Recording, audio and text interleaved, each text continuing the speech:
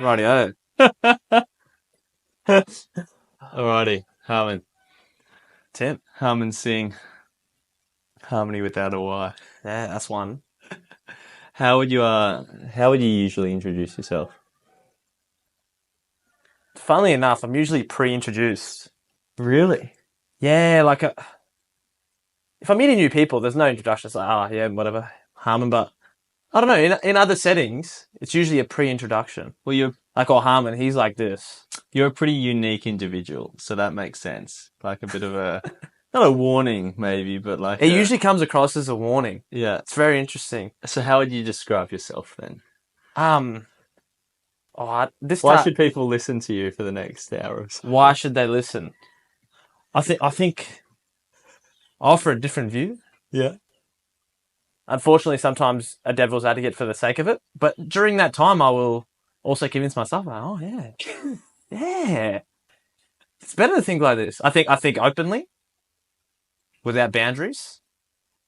Yeah, no, I'm just not afraid to say some stuff. Perfect. Yeah. I've known you for what, 48 hours maybe now? Yeah, about that. Maybe a bit 72 longer, around there, in that 72, patch. somewhere around there.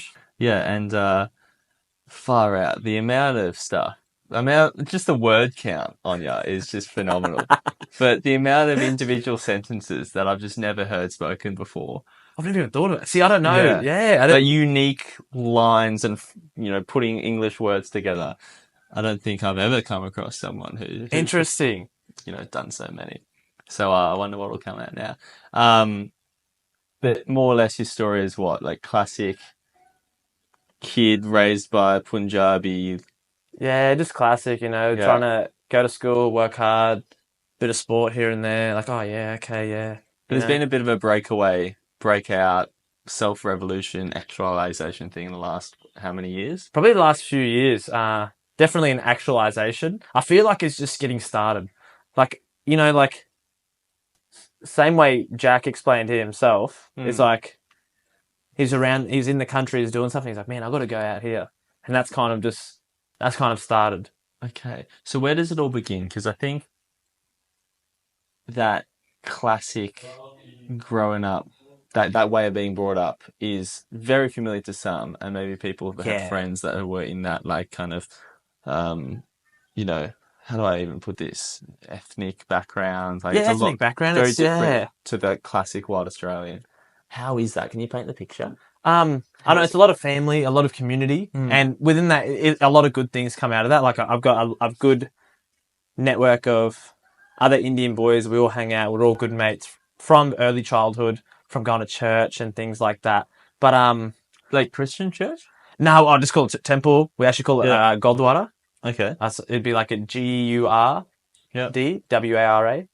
Gurdwara. Okay. And you would have seen traveling to Cairns. You're going south to north on the left-hand side there in Gordonvale, like a big double-story like temple-looking thing. From Cairns to where? If you're going from like Innisfail to Cairns, okay, yeah. On the left-hand side, you would see like a double-story like temple. Yeah. I've been inside one in Melbourne, and it's like got Vishnu and Ganesh and so that's Hindu. I'm a Sikh. Right. I'm a Sikh. So what's the Sikh thing then? The Sikh thing? Oh shit! You put me on the spot here. What do you got? Like 10 gurus? Oh man! If any Indian guys are watching this, and like, this guy's whitewashed, man. He's fucking whitewashed, this Indian guy. I am right, but like my ignorance. Like in my head, I guess I knew Sikh and Hindu is not the same, but I thought they were similar. I wouldn't say they're similar. Okay. Other than region. Yeah. Sikhs, I think it's 1500s. Kind of like a revolution of maybe I don't know how the Sikhs became a thing, but I think very, very heavily oppressed, like very heavy war background. So I think we're accomplished soldiers in wars. Yeah, they're like in even World War One and stuff. The Sikh warriors in Europe, I think we're very accomplished warriors in war. I do believe that and know that. So the turban is like he's a Sikh. But what they like Harmon Singh, like they say all Sikhs are Singhs, but not all Singhs are Sikhs. How does that work? So if you're a Singh, you don't have to be a Sikh. But if you're a Sikh, your last name's probably Singh. Oh, really? Yeah. So men have the last name Singh. Women have the last name Kaur. So I actually don't even. I do know my actual last name. I don't use it on any government documentation, but it's Chauhan. So that's maybe that would help you trace So, me back to where so I'm actually Singh's from. not your actual last Singh's like you have Singh and then Chauhan. If I was to use my full name, right? Okay. but Yeah. I didn't really know that until recently. Like I asked my, I was like, oh, I got another last name. She's like, oh yeah, it'd be this. Yeah. And I was like, oh yeah, okay, cool. Okay. But like we just didn't use it on anything. Save letters on the birth Wait, wait, certificate. wait, wait. So are you trying to say that everyone in Punjab has the last name Singh? Yeah, pretty much. So then it's not fucking useful, is it? It is because you know where I'm from and who I am, and In you know my character in because relation to the of rest of the world or India, but like if you're just living in Punjab your whole life, how is that? That's not very useful, is it? it Yeah. could be Okay. Interesting. in that small town. No, Yeah. but I think they do like use their last names. Well, they just know what town they're from. But also like we were speaking earlier before, we're not supposed to know so far out, right? Mm. Only a few people do that. Mm. Like shepherds. Shepherds, they got that old school. They go around. You know, they go to this country, that country. They're the guys that travel. Yeah. Not the most glorious job, but they're the guys that travel. Only the shepherds know people that have the same name.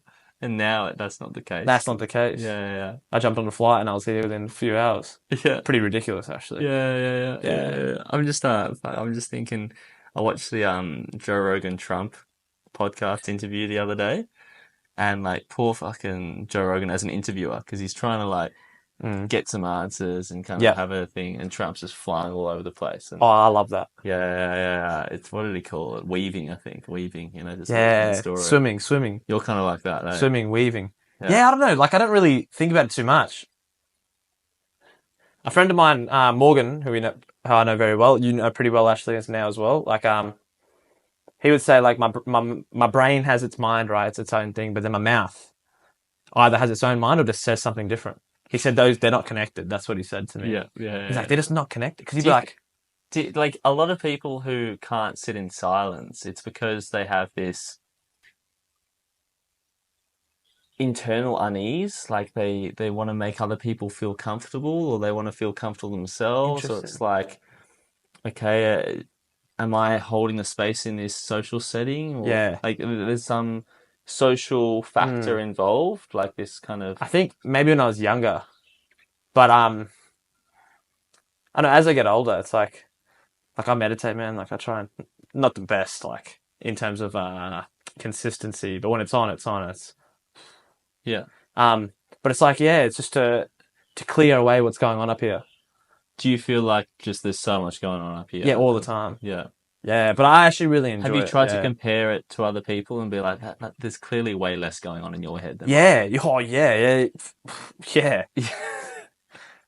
I could be in a car with like one person and I could be talking to them, and then like I can just see words slipping through. Like the words are coming to them. I'm not even speaking like ridiculously fast. I might be in a nice calm. I'm talking. I'm going to see the words like a colander. Some of them are just slipping through. Oh, they're just not taking in that. Yeah, I'm just like, what the fuck's going on? What's going on up there? What are you thinking about? It's so cool. I want to know. And it's not even like I don't want to listen to Harmon thing. Like, oh man, I don't want to listen. Like, it's not even like it's when people are trying to actively listen to you. I just feel like they're just going straight through, and people.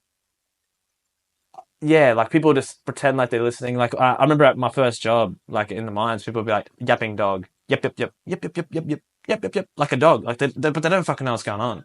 They just go yep. It's like, yeah. I try my best not to do that. Do you feel like you're a good listener? Oh, sometimes I know when I'm not, and I when I am. But I can recall some stuff that like almost makes me seem like a liar. From conversations, because I don't know, some conversations, I don't know if they affect me emotionally or something, or like, because you assign meaning to things, like how your memory works, you assign meaning to something and then it kind of sticks around. Because like when I learn something, I remember stuff like I learned like in grade 8, like, and this is exactly where I learned it, and that was the time. It was in this situation I learned it like this piece of information that I just remember. And I don't know, I'm not photographic, I'm not. Got the same level as everyone else, right? Yeah. Got the same level that everyone, like, you close your eyes, you can picture some stuff. It's like, but there's, I don't know, like some things I just remember. So like, I don't think it's some extraordinary memory though. It's just memories, not extraordinary memory. Like I'll go look at this and I can go draw it, or like remember, like I know my bank card details, but I think most people would do. Yeah, man, not the card though. I know the card. I know my Yeah. Medibank card.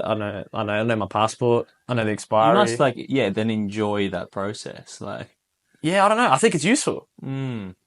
And when you need to pay for stuff, you just So rattle I off the guess number. like it seems like now you're 27, right? Yeah. So you kind of at least finding your place in the world and finding out how to live this life and for Yeah. yourself, right?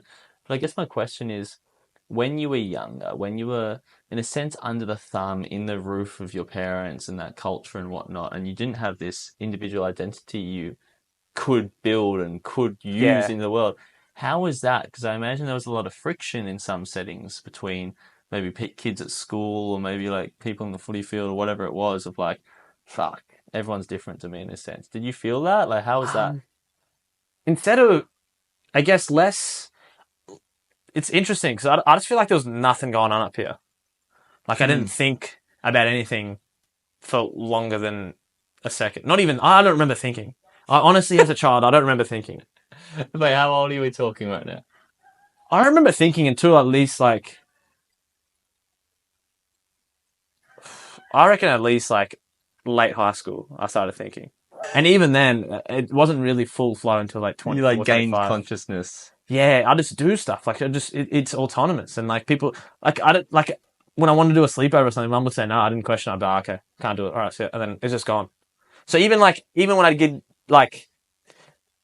get made fun of in school, I don't have any negative memories because I didn't think about it. I didn't go like, oh man, this guy don't like me. It was just like, Mm. oh. You never, yeah, man, like, you know, There's no manifestation. There's no ruminated on it. rumination Yeah. of those things. Generally pretty happy. Just like, You were in the present. yeah, like I think I was so in the present, man. Yeah. Very, very raw. I don't know, most kids are very raw. Like I didn't look around. I wouldn't say there was like a lack of empathy. You kept your inner child I've had through my inner child teenage. for a long time. Yeah. I think that's what I look at. I always look at like if I just had like a mentor to maybe push me a little bit because there was probably some abilities there of being good at things whether it was money related or sport or like I don't know just learning in general. But I didn't have that. I didn't have to grow up. And yeah, no, I feel like I still have my inner child now. I'm very much in my inner child every day, even in the corporate world. I I know people who don't know me like might just take things a bit too serious. Yeah. Everything I say is like got an air of not serious, but also could be 100% on what I Because they just said as don't well. know that you're weirdly balancing like an 8-year-old plus a fucking 27-year-old. Yeah, They're kind of having 50-50 split of. 50, yeah, definitely 50-50 splits in what's coming out. But also like I've said some things that like I go, I don't fully believe that as I said it, but then like 5 seconds later, I do. I go, yeah, nah, that's You true. have to back it up. Not even just like that. In a sense of, nah, I do back it. Like, Yeah. so like even I'm my surprised subconscious almost, is like, so even my yeah. subconscious is like, Wow. Is there something that you can think off the top of your head you might have said like in the last day or two that would fall into that category? not into that category. Actually, I've got one thing about my subconscious. I remember, I hurt my knee, tore my ACL on the right. You go on it's like a game save. What's it called? Like, what's it? When they put you under the sleep? They put you to sleep? Or green whistle? Nah, not green. They actually put you to sleep. Anesthesia. That's it. Yeah. What Paid did this you guy. call it? Like game save. Because that's what it is. Okay. Literally, you just 3, 2, 1. It's fucking insane. Yeah. And you wake up and you're in a different room. Time's passed. For you though, nothing's happened. Yeah. And it's ridiculous how cool that is. Mm-hmm. If you're a doctor, if you read into anesthetics, if you pre-surgery, don't read into this because you can see there's mad complications with it. Anything can fuck up. Like there's like surgery scares the living shit out of you. anesthesia in general. Apparently, that's why you pay the guy so much. He comes in, he gives you some fucking liquids. He goes. They're on like you pay him 400 gram minimum. Yeah, you pay him like a couple grand for like 10 minutes. He probably does like 15 people that day. Or how many of the surgeries he can manage, right? You're like, yeah, it's a game save. And you wake up. Oh, you mean saving the game, like saving. Yeah, like you're in a game and it's like a game right, save. okay. Yeah, sorry. Yeah, go on. Yep. While I was out, Mum only got like one clip of it. But anyone within like in the room was copping chat. Oh, you were talking? Yeah, I was talking a lot. Mum said I was talking a lot. What were you saying? But it was all like, very like, I don't know, like the heart rate. Apparently my heart rate was high, and I had my whoop off because I like my whoop. Man, made me take it off. Didn't get to put it back on. I wanted to know my heart rate. I wanted to be awake during the surgery. Actually, I wanted to see it happen because I watched videos of it online before. I was like, this is fucking cool. I reckon I could have performed the surgery. There might have been like a couple of times like, oh, Harmon, I'd do it like this, or Ashley, make sure you do this first, because there's little things I don't know. I didn't go to school, you know, but I could have done it. Okay. Well, did I want to do it myself? Probably not. But that was a little side. Coming back to the main one. Yeah. Heart rate on. My heart rate was a bit high. They'd be like, nah, that machine's broken. I'm an athlete. And then like the nurse would actually go get another machine. The nurse is talking to my mum. God, oh yeah, this one's like a really tough surgery. I'll be like, nah, don't listen to her, mum. I'm a beast. Right in front of her. Don't even wait for her to get to leave the room. No, this is after. I'm in that zone of like, I'm not conscious, but I'm fucking doing shit. Yeah. And I was like, but mum told me all this stuff, and I was like, so you were saying the right things. You're proud. yeah, I'm proud of how it was. That means like, that's the inner belief. Yeah. Because I was so keen for that. Like when it happened. There's definitely a big sense of that kind of raw, like testosterone fueled inner belief you got running right now. There's an optimism. Has that always been the case? Have you always been the kind of guy to say, I think I could have done the surgery on myself? Yeah. I think there's patches as a child where it's like, it goes up and down. But yeah, like as an adult, yeah. Yeah, like, yeah. Another, I don't know, another example. I didn't really think this was too hectic. I remember I just bought a car. Really shit car.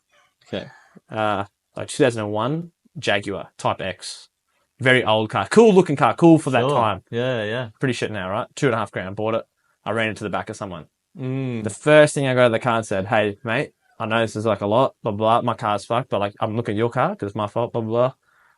But I can fix this. Yeah. Could you fix it? No. But I truly believe I can. I was like, one, it's not that hard to take apart some shit and put a new one on. Two, I could find someone that I know that could do it for good price and quality. I told my friend on the phone, and he's like, the audacity of you. This guy doesn't even, one, you're probably dressed up like a hobo. And I was like, yeah, you're probably right. 60% homeless, because that's like the zone I float in. And in like, your fashion? Yeah, in my fashion. 60% homeless. Okay. 60 to 70%. The shoes do a lot of that for me. But it's usually like the shirt's a bit too big, the shorts or something. Like, I don't know. What kind of shoes? No shoes. Oh, no shoes. Just no shoes. Yeah. Perfect. But like, he's like, the audacity of you to say that first thing out of the car. This guy doesn't even think you could drive. You look homeless. You don't look like you can drive. You look like a drug dealer. And the first thing you say, hold on, no. I can fix this. Yeah. And I think that's how I am. 100%. Sure. You're very much fulfilling that salesman stereotype. And that's why I think it's funny to like have that Trump in conversation kind of parallel running. Yeah. It's very much like that, just full of self-belief. Like, yeah. When has the world slapped you in the face for that? When a little more than a few hours of intensity are needed. Okay. Especially when it comes to long hauls. It's a very good question, actually. It's made me think. It's like work in general. Work. When I can't learn something and apply it then and there. Anything that can be learnt and applied very well in a 4-hour period, watch me do it in 2, just naturally. Yeah. But like things that require a long haul, which is, I think, any sort of greatness. So you're a sprinter. I'm definitely a sprinter. You'd be good. The guy coming up, the guy I was telling you about, the door knocking champion. Very similar. The sprinter. Just so good, so capable at something that can be done in like quite a short period of time. Yeah. But if we're talking like a 2-year project, like an endurance race, it's like difficult. Okay. Yeah. I think the only mastery, or I wouldn't call it mastery. I don't think I mastered anything personally.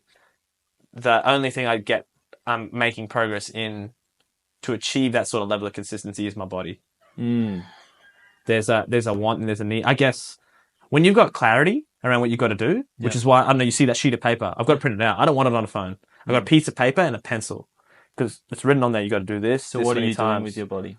Right now it's just a rehab because I've torn my left side now as well. It's got to even it out. I told my physio I'm not going to do it again.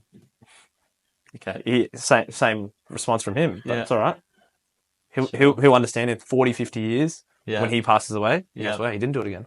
But True. It's one of them. That's one of them. That's like a long-term one. That's a long burn. Okay, Deal. so you're doing rehab. Yep. You quite clearly put on a bit of muscle though. Yeah, little Yeah, patches there. I think I had like a good chunky face. a bit of bodybuilding. Yeah. Tight gym going on. Like I'm more of a bodybuilding. I love benching. Yep.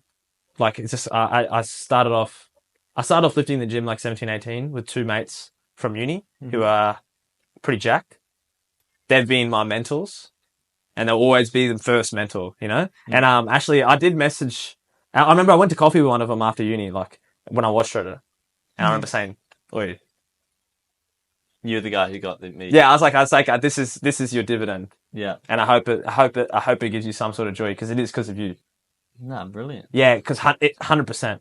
Like my body type was very similar to him as well when I got lean. Yeah, Sure. Yeah. but put a bit of weight on. Now just chopping off the timber, sculpting one piece at a time, as the meme, like Yeah. doing it one piece at a time. Yeah, Why that? Like, that's a pretty aesthetics driven kind of yeah, training. it's simply vanity. That is purely vanity. There is a part of athleticism to that, a bit less weight, you know, a little less on the joints, a bit faster, things like that, nimble. But I do really believe in the look good, feel good. Because you have a bad day, you look in the mirror, as like, and you look shit. It's as like vain even as it worse. sounds, you look in the mirror and you go, but look at me, I did this. It's like, it's undeniable proof of your hard work and You're who you not are. always a lazy bastard. Yeah. You Like, might often be a lazy bastard. the amount of times I look at my day and go, fuck, you did nothing today. When maybe I have done a fair bit, but I don't think it's ever enough. It's like, you can look at yourself and go, this is a product of you. Yeah. And I don't know, it's also being Indian, man. Like, we're not naturally shredded. I mean, I hate to say it, but there's not a lot of Indians going around. we're not naturally jacked. We're strong. looking We're good, strong yeah. boys. But I call it the Indian tire. It's like this little tire that you have around here that helps you swim, man. Do you think that's a genetic thing, or do you think that's a cultural thing? Oh, I reckon probably genetic. Like I'm no scientist, man. I reckon, but The only reason yeah. I say that is from the outside, and I hope Partly, this doesn't it's sound too both. bad, right? Like the average kind of Anglo person, they're living such individual lives that it's so like the onus is on you to look good or bad. Whereas What's Anglo? Like white? English, yeah.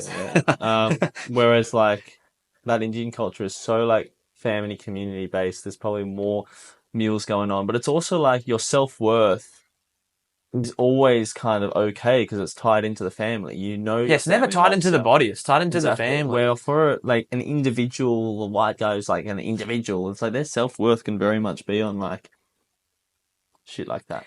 I guess it's good in that sense that self-worth's in the family, but if you don't do something that follows the path of what the family want and the head of the family wants, you're very much holding the family back. I don't like. I think a lot in ethnic sense that parents use their kids as bargaining chips. Not bargaining, almost as like trading cards. Okay. Like I got this fucking Harmon Singh rookie card, dude. He's in grade 8. He's getting A's. Imagine when he matures, this card's gonna be worth a lot. To the other Indian parents. Yeah, it's like exaggerating a little bit there, but I don't know. That's the chat, and that's actually true. what's like, going on. Yeah. Again, this is not a scientific study, and I don't mean this to sound bad, but like, if I try to think about the guys I know who are from strong ethnic backgrounds and also looking good physically, they have strayed away from, that what they're supposed to do. It's a level of greatness. And it means, hey mum, I'm not eating that soup. I'm gonna make my own food for dinner. So I'm not gonna eat that. I'm doing this. That's I'm the not doing grounded that. day-to-day reality of it. Yeah. Yeah, I think no that's in to every mum. house. I think that's in most houses. Well, I mean, like, just but yeah, actually, that's a good way to put it. Actually, white people are so prone to just saying no to mum, and like the worst of them. Oh saying, man, actually, that's so normal. I remember I went to. Here's a fucking story. Short one. Went to my mate's place around Easter. Met up with him. It was after school, right? I mean, not after school. It was after we finished school. So it was a few years later. By then, his younger sister is now in grade 12. School was coming back on for the second term. Dad asked the kid, "Are you going to school tomorrow?" What kind of a fucking question is that? Are you going to school tomorrow? What do you fucking think? School's on. Yeah, you're going. It's not. It's not. that's never a question. That was never ever a question in my house. Yeah. Never would it ever been a question. Are you going to school tomorrow? Even if I asked my parents, are you going to work tomorrow? It would have been like, Were they I'm like joking, but sick yeah. or something? No, it's just, are you going to school tomorrow? Do you feel like it? Is that what you're doing? Is that what you're doing? Is that your life path? Is that what you're thinking? Is that like, So there's so is much- school, are you subscribing to school? Is it Yeah. giving you the message? Like, was grade 11 good? Was first term good enough for you to go, oh, I could keep going to grade 12. I may as well finish. Like, not a person who's in a trade or in TAFE, somewhat intelligent girl as well. Like, so it's probably got Yeah. a uni. If she is going to go do further study, it'd be uni, not TAFE. Again, it's that individuality. It's Yeah. that personal responsibility of choice. That is the perfect way to epitomize, like, I guess the things. I remember in school, like, I wasn't allowed I wasn't allowed the backpack I wanted, dude. I remember going to City Beach and I wanted like this fluoro fucking every color under the sun backpack. Mum was like, oh, no, you can't have that. You'll get in trouble. She just made up a rule. She just made up her own rules, dude. And I think that's another reason I don't like rules. It's because every rule I grew up with was made up. What kind of rules do you like breaking now? Just bullshit ones. Like ones that are made to keep the rails on because some people are just a bit too stupid. Those ones really annoy me. Like anything come to mind without incriminating yourself? Nah, just little things that require common sense. It's really hard to put a finger on. I think East Asia is a good spot because you can be a bit of a dickhead. And like, hey, just don't be a fuckwit. Just don't be a fuckhead. Like, so you can be a dickhead, just don't be a fuckwit. Yeah. Yeah, okay. And maybe stray dickhead a little bit. Maybe that's your style, whatever. Like, I can be a dickhead sometimes. But just don't be a fuckwit. I'm not trying to be disrespectful. Sometimes I'm just a bit stupid. Sometimes I want to be a bit faster. Sometimes I want to fucking just cut across here or do that. I'm glad we're like finding the... Yeah, like we need laws. Otherwise, I don't know, I might get angry and just kill you if you say something, you know? Yeah. But laws are stopping me. Okay. And I like you too, Tim, so don't worry. But like, yeah, like... Yeah. Rules, I think, they're just not needed. Rules are just... Yeah, no rules. I like saying that to people, actually. Any situation... I haven't said that much here because I don't think we need to. Well, we're in Bali, so yeah. It's like... But not even that, but just even in conversation with people and I can see someone thinking.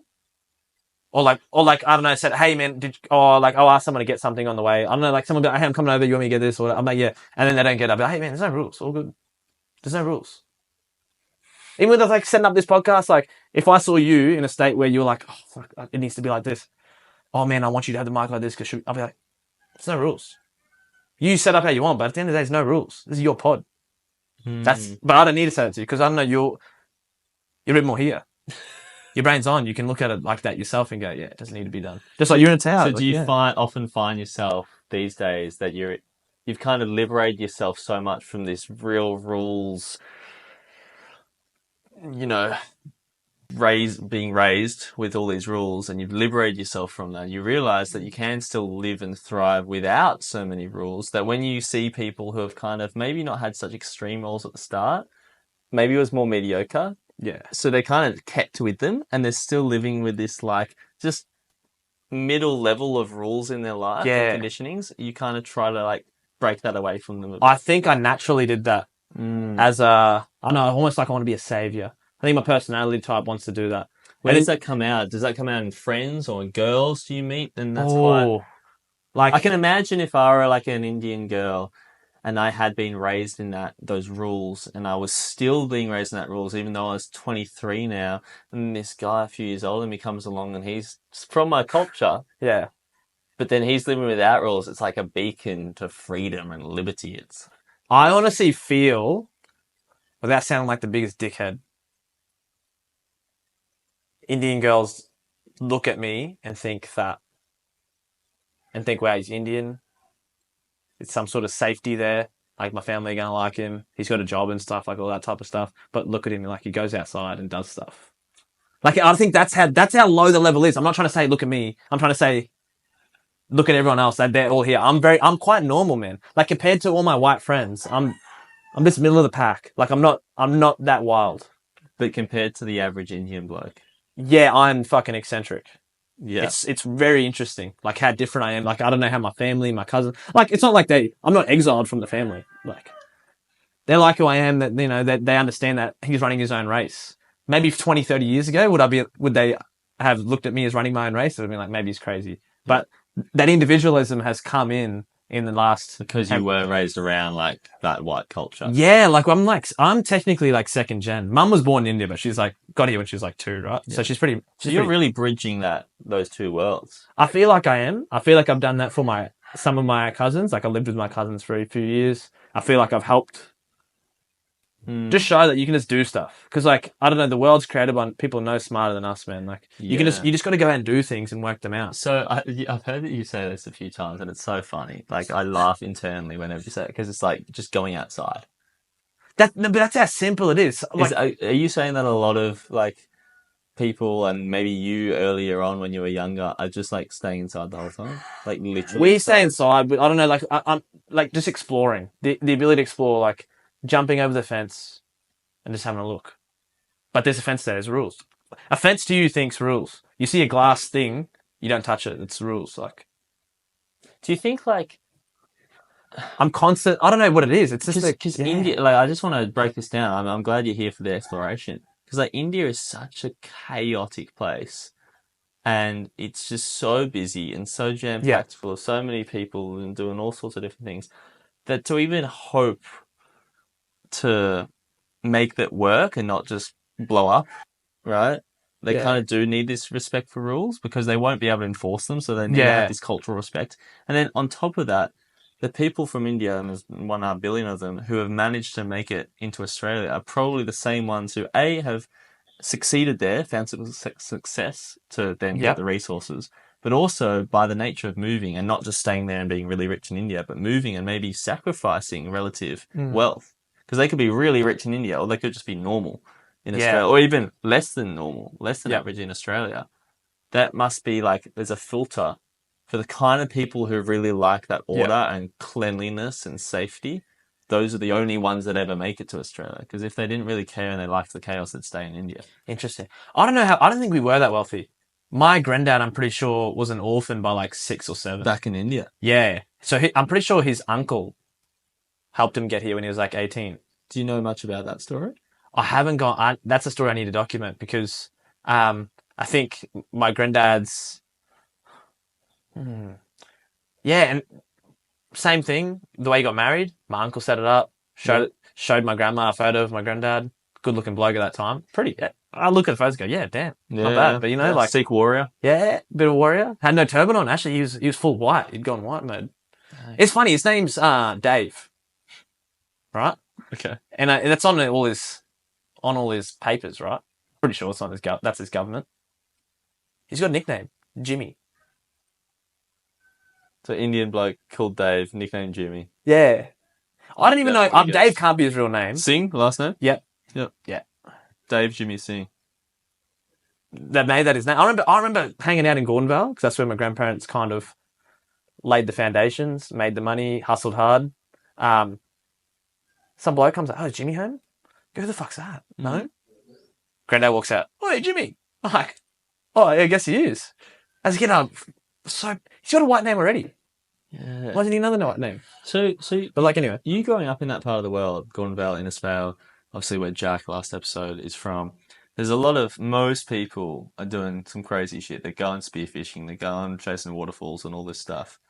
How much of it that were you a part of?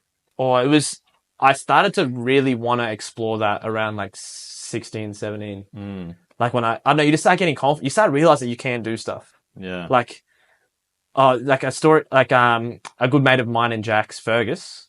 I remember when I was 17 or 16, it was grade 11. My first sleepover. Went to Fergus's place in Mission Beach. Grade 11. Yeah, on my first sleepover. His dad, like, he was fucking asking my mum for my fucking hand in marriage, came over on the couch talking, blah, blah, blah. To convince your mum. Or, in a sense, I think, like, mum's pretty white, but at the same time, very, very timid. They've come to this country almost so scared of everything. Happy that we're living a better life and it's safer, but at the same time, so scared. Because everything's new. Yeah. Everything new is just like, oh, I don't know what that is. Like, we've got everything pretty good here. Like, we've got food, water and shit. Like, got internet now. Family down the road. Like, this is awesome. Don't go outside. Yeah, don't go outside. Don't go past the fence. Don't go past the fence. Because I don't know where you are. I can't do anything to help you if something happens. Yeah. but I just don't want you going over there somewhere. Yeah, it's. And that's what I always say to my mum's like, what are you gonna do? Like if something happens, Do you nothing's gonna feel happen. like it's a lot fear based? Yeah, everything's very fear based. I remember you asking me this: are you doing it out of love or fear? And Well, straight every away, I was able decision. to answer. I think it was about work, and so I was able to go, yeah, fear. It's Yeah, out of fear. because every decision you ever make, even It's if out it's a micro of decision, there's 100% always love or fear. love or fear. And I think that it's in Book of Power, actually. I think, or Machiavelli talks about it. Yeah. The only way to truly control someone is fear. Well, Not yeah. with money or anything. It's fear. That's the only way to truly control someone. Mm. And I'm not saying that that's why Indian parents do it. Like they've read some book and they're going, fuck, I got to control these motherfuckers. They've gone, I need to keep a reins on this ship here. And that's the way they've taught themselves. That's the feedback loop. Yeah. They've given me rewards that didn't work. They go, hey, fuck, some of the bad's going to happen if you go do this. Right. It works, right? It's feedback loop. They've taught Yeah. themselves that through their own parents parenting them. So did you? So you had this sleepover. Did anything happen in this sleepover? No, we went spearing. So Yeah, we went spearing. I remember I couldn't get past the waves. It was a bit too rough for the boat.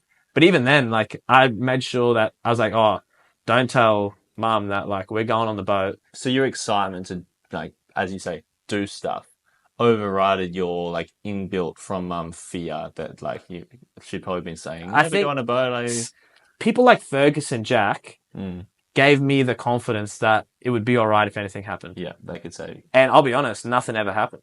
yeah, Nothing's ever happened in any of the situations that like we couldn't handle, right? But like they gave me the confidence, like, oh, don't worry, Singy, we can swim. Like you just get in there and you figure it out.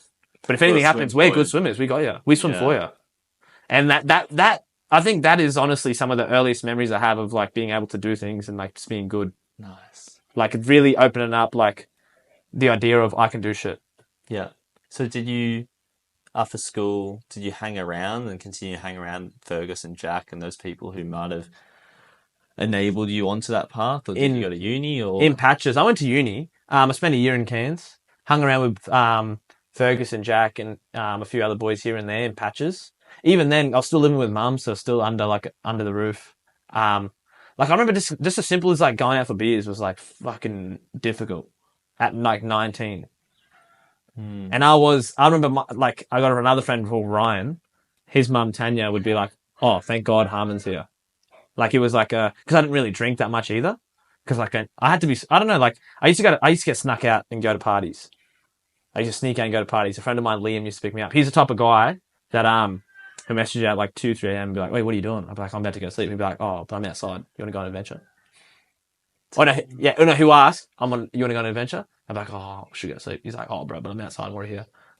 Lo and behold, looks at he's there. His car's there. yeah? And he's playing Clash of Clans. You are the cool guy, but Clash of Clans, I don't know how cool that guy. Oh, at that time it was pretty cool. Yeah, We were pretty hard on the clan. There's a good hierarchy. I think boys naturally.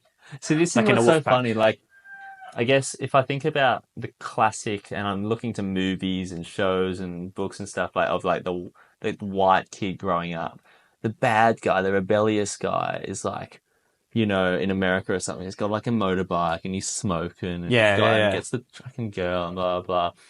Whereas because you're like in this Indian culture, because the normal white kid is still doing stuff, still going to parties, but like the bad boy is like, right, you know, really like going for it. Whereas in this Indian culture, like the average person is just like full staying inside doing all shit. So it doesn't take much to be the bad boy. Yeah, no, I don't think I ever got painted as a bad boy. I always got painted as someone adventurous. I don't think I ever got looked at as someone bad. Okay. But definitely just more adventurous, just because I like to go do stuff. Yeah. Yeah. Okay. Cool.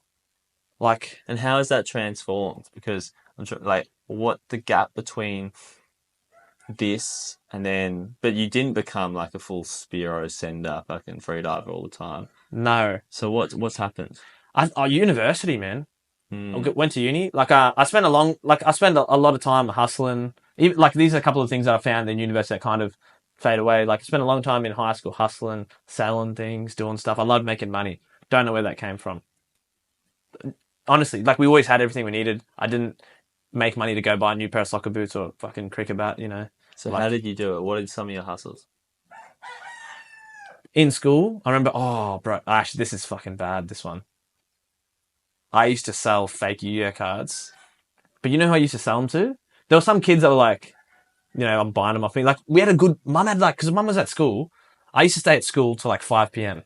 I didn't have internet at home. No kid had internet at home. Had internet at school. And that was before you had a login. So everything was untapped. So I had full reign of internet. And I'd learn how to download music. I'd sell fucking music. I'd do shit like that, like LimeWire, MP3 World. Mate, I remember all of that shit. Put on a USB. Yeah, put on USB, put on iPods. Like, I used to jailbreak people's phones and iPods, and like, so they'd give me I remember taking like hundreds of dollars worth of devices home, and then like plugging them in, doing all this shit, and then, yeah, I had like all these prices of notes in my phone, like transactions, everything. Like, I was pretty, even on like in a business sense, like I would write down all my transactions and look at my revenue and like look at. No one was teaching me that stuff. I don't know why I did that because I didn't need to. There was no expenses. Yeah. Selling handballs, selling sherbets, but if I go back to the Yu-Gi-Oh cards, actually, good laser, printing's good now. Back then, like, you have like a mad printer at school. I used to use it, get the card with like a nice Stanley knife. I used to sell it to some of like the special kids, dude. $1 a card, it's nothing crazy. Yeah. And I wasn't taking, and it's not like he wasn't eating. But like, I used to just print out the cards, dude. And now look, only the special kids? Special kids were my main.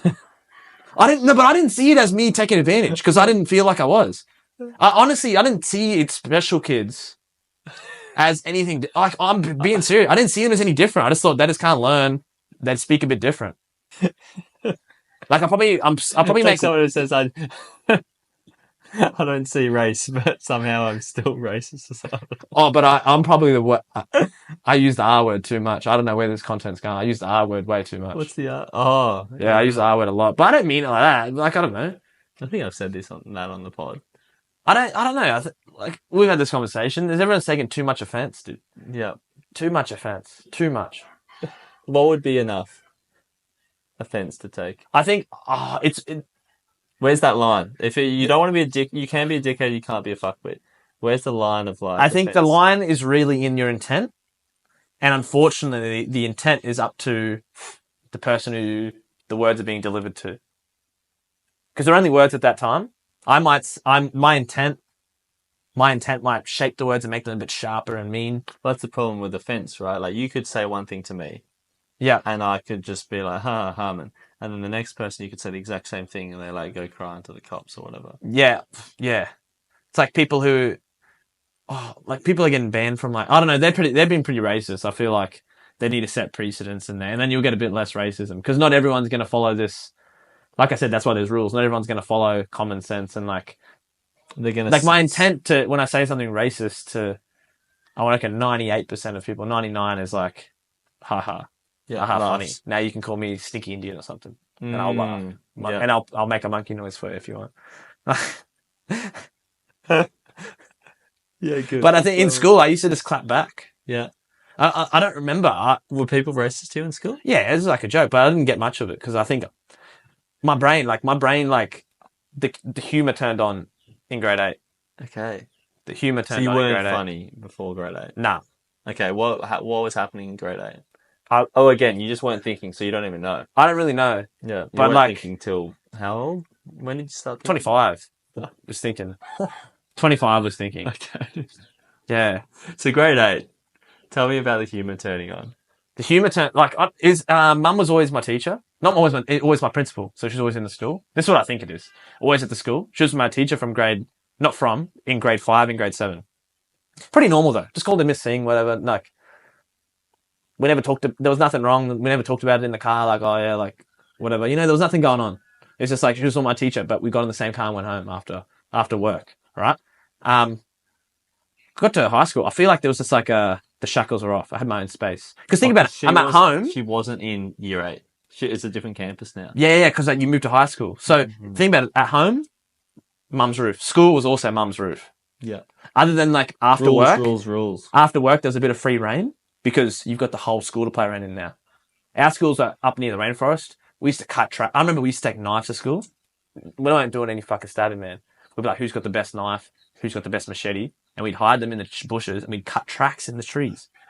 We'd cut tracks in the rainforest and we'd have secret trails behind that go from like the office to like the fucking thing. So is that, the jungle was that like crammed in? Yeah, like school? Flying Fish Point, like Flying Fish Point, like on the coast, like Yeah. the school's here, and like there's no fence here. It's just a jungle here, a Ah. rainforest, not jungle, rainforest. But there's stories of like kids in the rainforest or something. Yeah, like we used to just hang out in the rainforest, man. Like climb trees and hang out in the trees, like no shoes at school. Like it was actually fucking pretty cool. Yeah.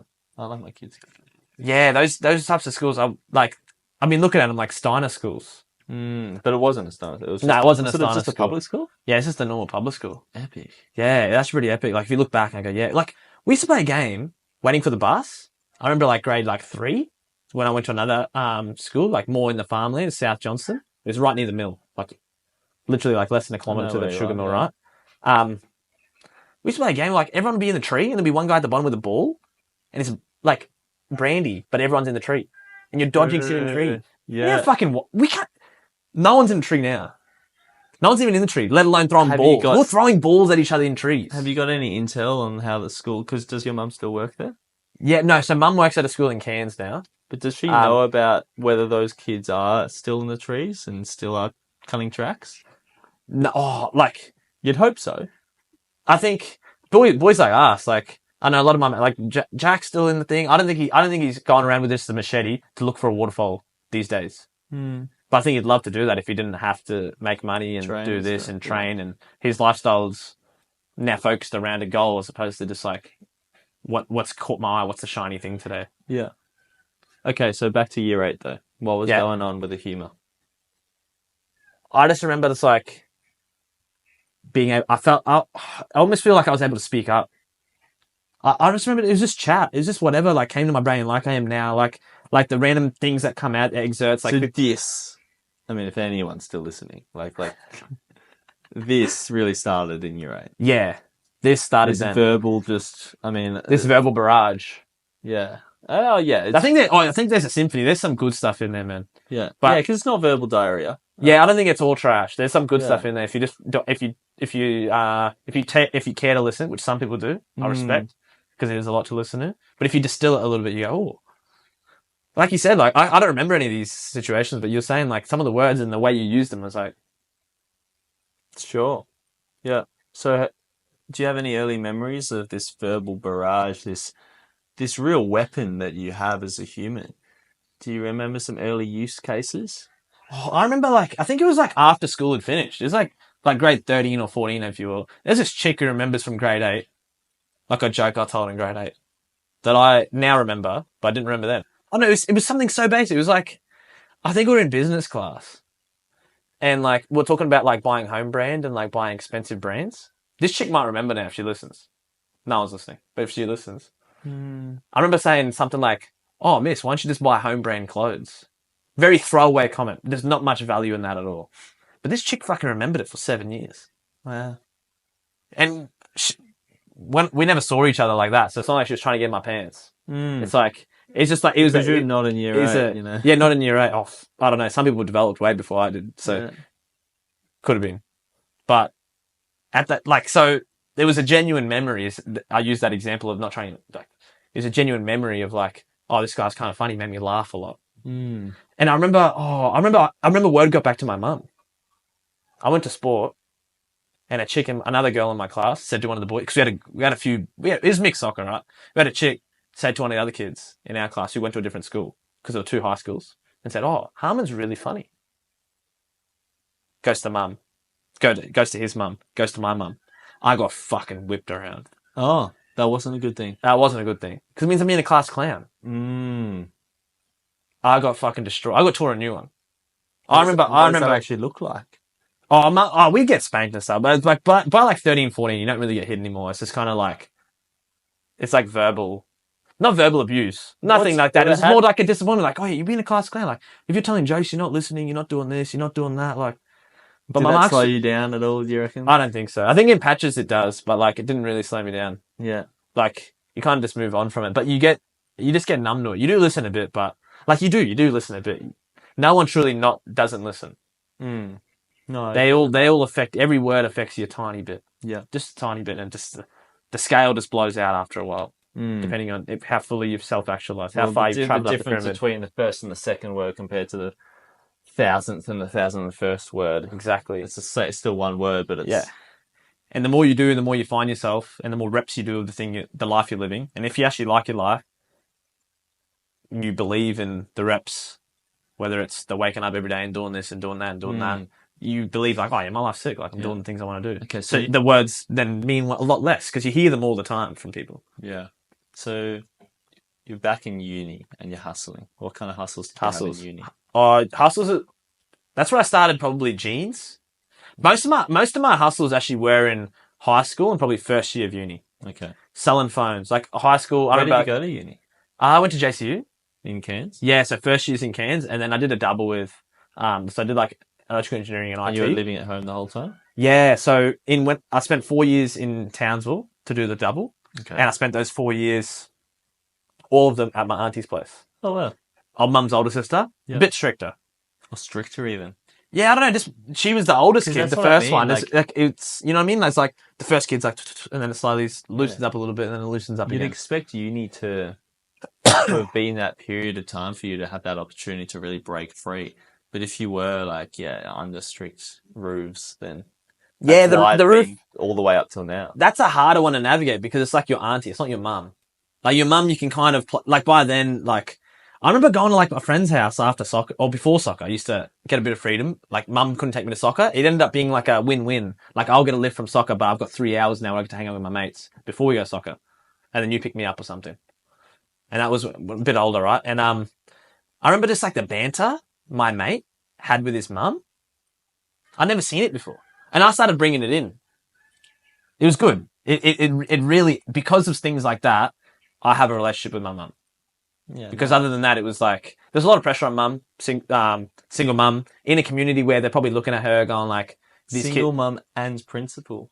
Yeah, she's very career driven woman, right? She's very career driven. I look back and go, she had to be hugely impressive. She had to play both roles. Very hard worker. It's kind of like her identity work. Like we can get into that later, but like very hard working woman, grinded really hard. Like I said, was 2 kids. Yeah.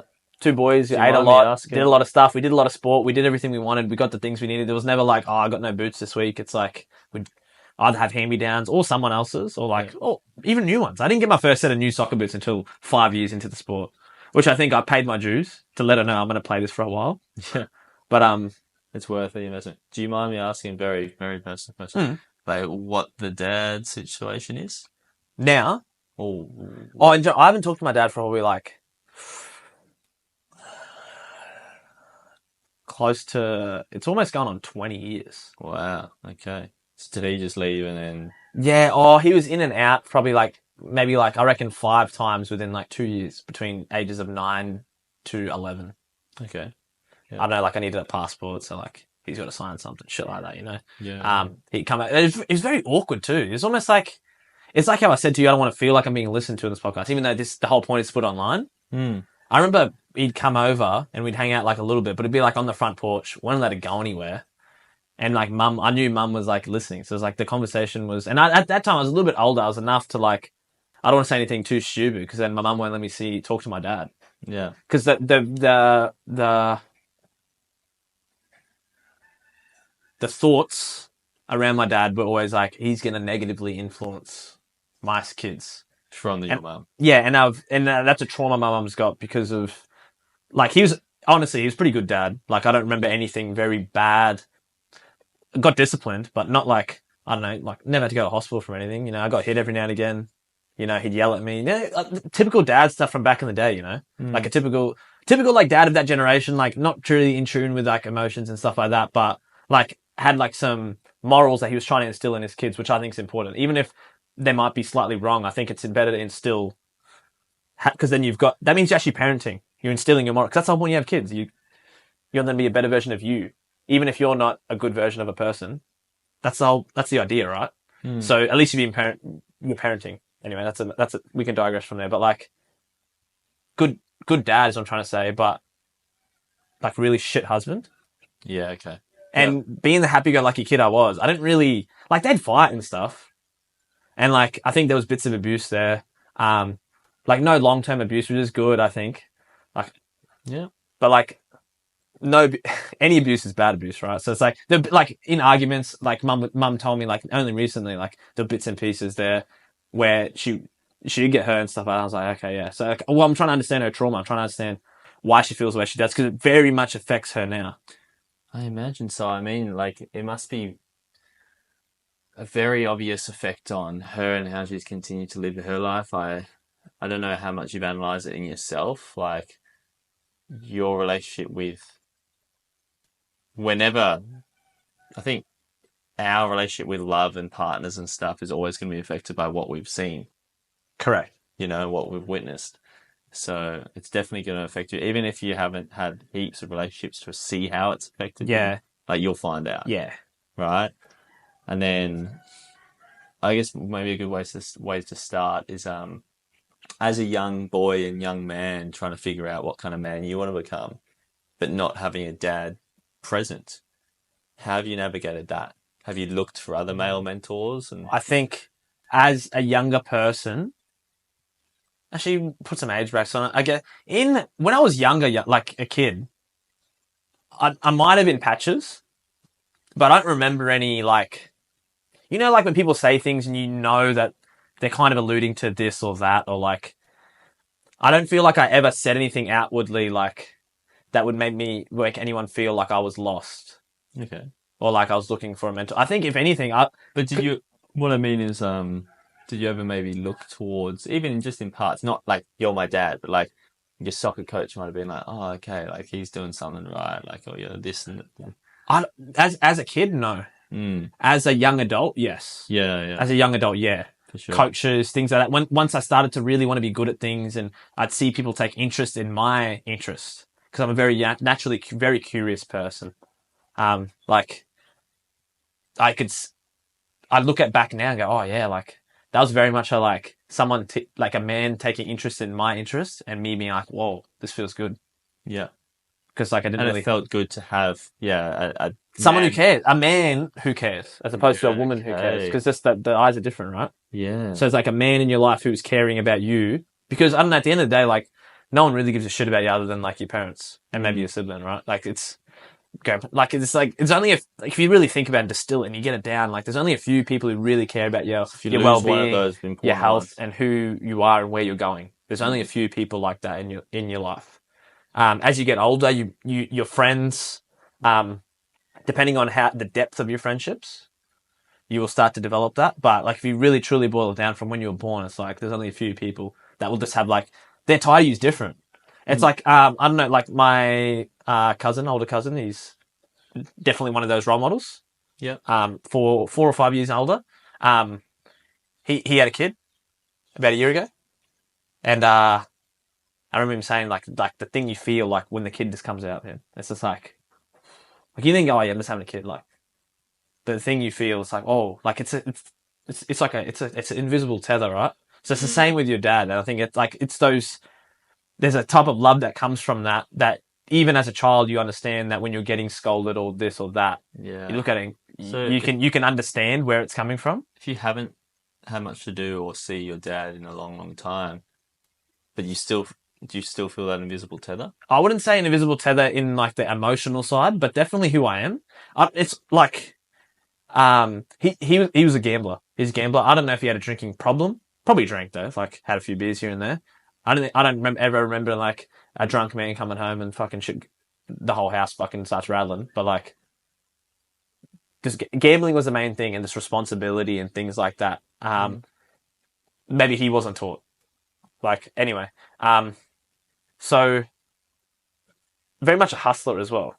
So like those things my mum saw in me, and very quickly wanted to quash them. Mm. I remember I had a pack of butter menthols. Had like 2 out of them. And there's a kid called Dwayne at school. He's like, mate, I want some butter menthols. He wasn't sick. I was like, whatever. How much? He's like, oh, $5. I was like, yeah, whole pack. He's like, yeah. Exchange done. Ecstatic. Butter menthols cost like $1.80. I'd already had 2.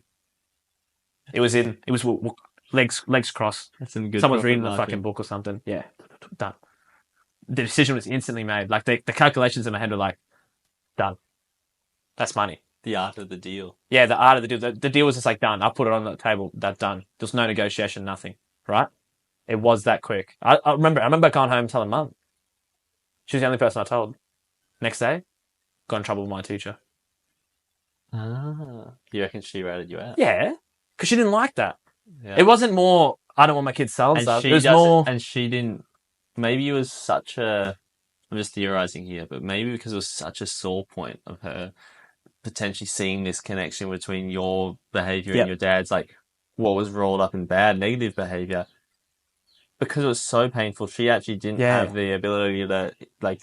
she didn't have the ability to look Kind at of that as like a yourself. skill in me as But it's opposed so to. interesting that she like outsourced the punishment and the like to your teacher. Yeah, because my direct teacher. Like, Yeah, she of didn't that want to year. say it yours herself. She actually wanted like. Yeah, I never actually had this conversation with her. I never brought it up. I don't think. Yeah, well, she might. I just remember getting in. I just remember getting in trouble. Yeah. And then I still made money out of it anyway because what we did was, I took some of the money. I took. My teacher was like, "This is how we're going to solve it. You're going to get the $5. You're going to go to town, and you're going to buy a pack of Buttermentos, and you're going to give Dwayne the change." I didn't give Dwayne all the change. I think I gave him like $2.50 or something instead of like $3 or something. It's still 70 cents in the back. Yeah, he's still 70 cents. But that's my opportunity. I needed those Buttermentos that day. That's when my throat was sore. Not today. Not the day I bought the Buttermentos. That's true. Thing like that. And I was in the driving seat, and that's what happens. And Dwayne wasn't like a mad good friend of mine. So it wasn't like You didn't get any friendship benefits. there was no friendship benefits in there. And I still got 2 Buttermentos too. Because I got a brand new pack. Yeah. But like I remember that, and I was like, this. I only told one person, but I don't know. It didn't make me angry in the minute either. I kind of just took it on the chin. I don't remember thinking about it. I remember thinking about it as an adult, looking back. So do you think like because it's very, I don't want to push my own dad under the bus too much, but he wasn't super present as well, and I definitely saw and have as an adult analysed and looked at quite a lot more clearly that my mum had to take on the feminine mum role, but also really take on the masculine father role as well. It's difficult. Hold them too. And yeah, it sounds, and there's always going to be pushback because you, as a young boy and a young man, you don't want to get raised by your mum trying to be a dad or something. Yeah. I think there's some subconscious energy things there, but There must be. But yeah. it sounds like, was there a bit of fight back and pushback, or No. mainly grace, mainly acceptance from you? I think it was always acceptance. I don't know. You might not see it in me now, but Mum said I was a very patient kid. I don't agree with that at all. But there's examples of like, I don't know, like school for you. What time was school? Like a 9 till 3. Yeah. 9:30. 8:30. I was at school every day, 7:45. I left it most days at 5. That was my school day until I started playing sport, where I had to be somewhere by 5. Sure. So then I think it was actually good for Mum to leave work. I probably helped her inadvertently because she learned how to leave work. Because even now, we talk about it on the phone. She's like, yeah, today it was 3 o'clock. I closed the laptop and went home. And I said, good work. But in my head, I'm going, fuck me. You're like 50 something. And you only just You're doing that now. And that's fine. But like, because work's so tied up with her identity. That's who she was. She was this mum who fucking just worked and got it done. And that's still what she is now. Did you ever have partners? No. 0. I've told her to go out and date, but I don't think she's ready. I don't think she'll ever be ready to do that. Does she still think and talk about your dad? No. Only if I bring it up. If I want to learn. Do you get a sense that she still loves him? I asked, did you ever feel any love? And she's like, yeah, of course you do at the start. And it's like this and that. But then over time, like, love turned into fear. Like, what's going to happen when he comes home and this happen? Or like, we got no money and like, he didn't pay the bill because he fucking gambled on some horse or... Yeah. There's some shit like... It's wild stuff. Eh? Like... So does that make you like... Because there's kind of 2 directions you can go down there, isn't there? Like, you can be like, I'm going to be shit and drop the ball and own my own life. Or maybe full of resentment and I don't want kids and I don't believe in love because of that's what I've seen. Or you can be like, well, that's what I've seen. That's how, like he fucked it up heaps and blah, blah, blah. So I'm going to do the opposite. I'm going to make sure... That is... Yeah. And you can also... There's stories all the time where you see 2 brothers and one's like, ends up in jail or gambling or like, shit, can't like...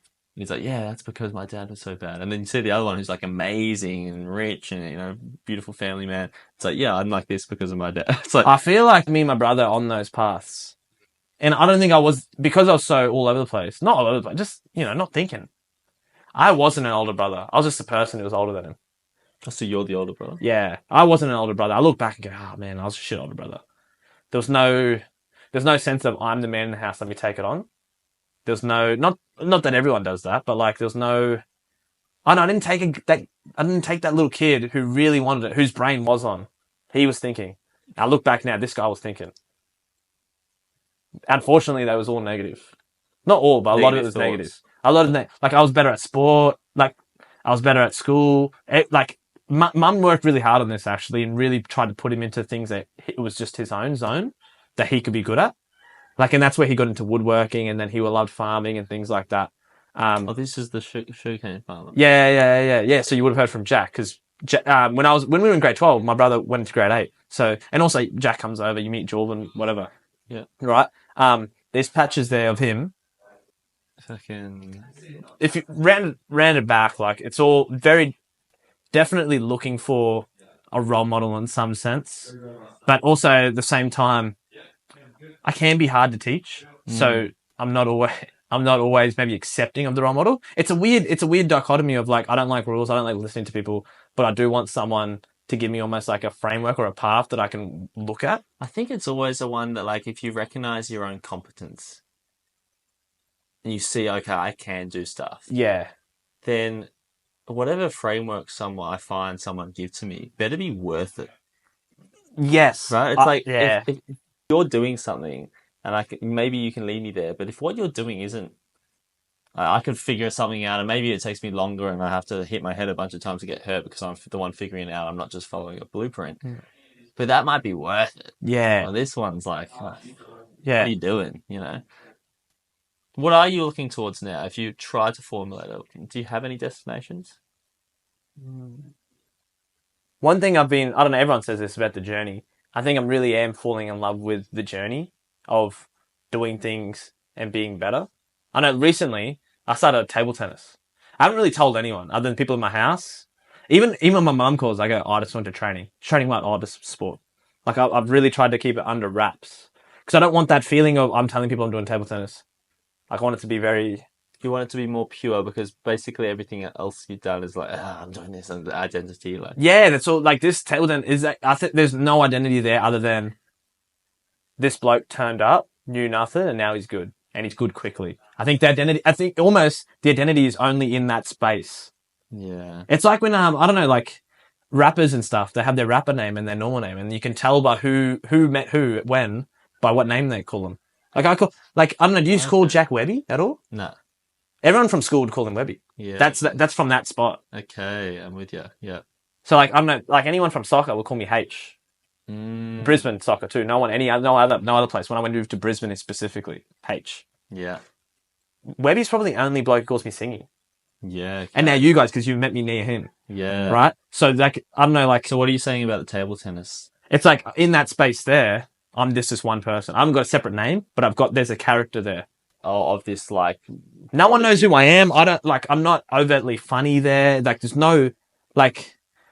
I'm analysing it right now. You're liking it because it's an opportunity to reinvent yourself, even if you're... I feel like I'm a different person there. I feel like I'm some hardworking fucking guy who just turns up, gets it done, listens, learns, asks good questions. I think I'm an amazing student there. It's like a training ground. Honestly, it is. It's like, I'm looking at it now.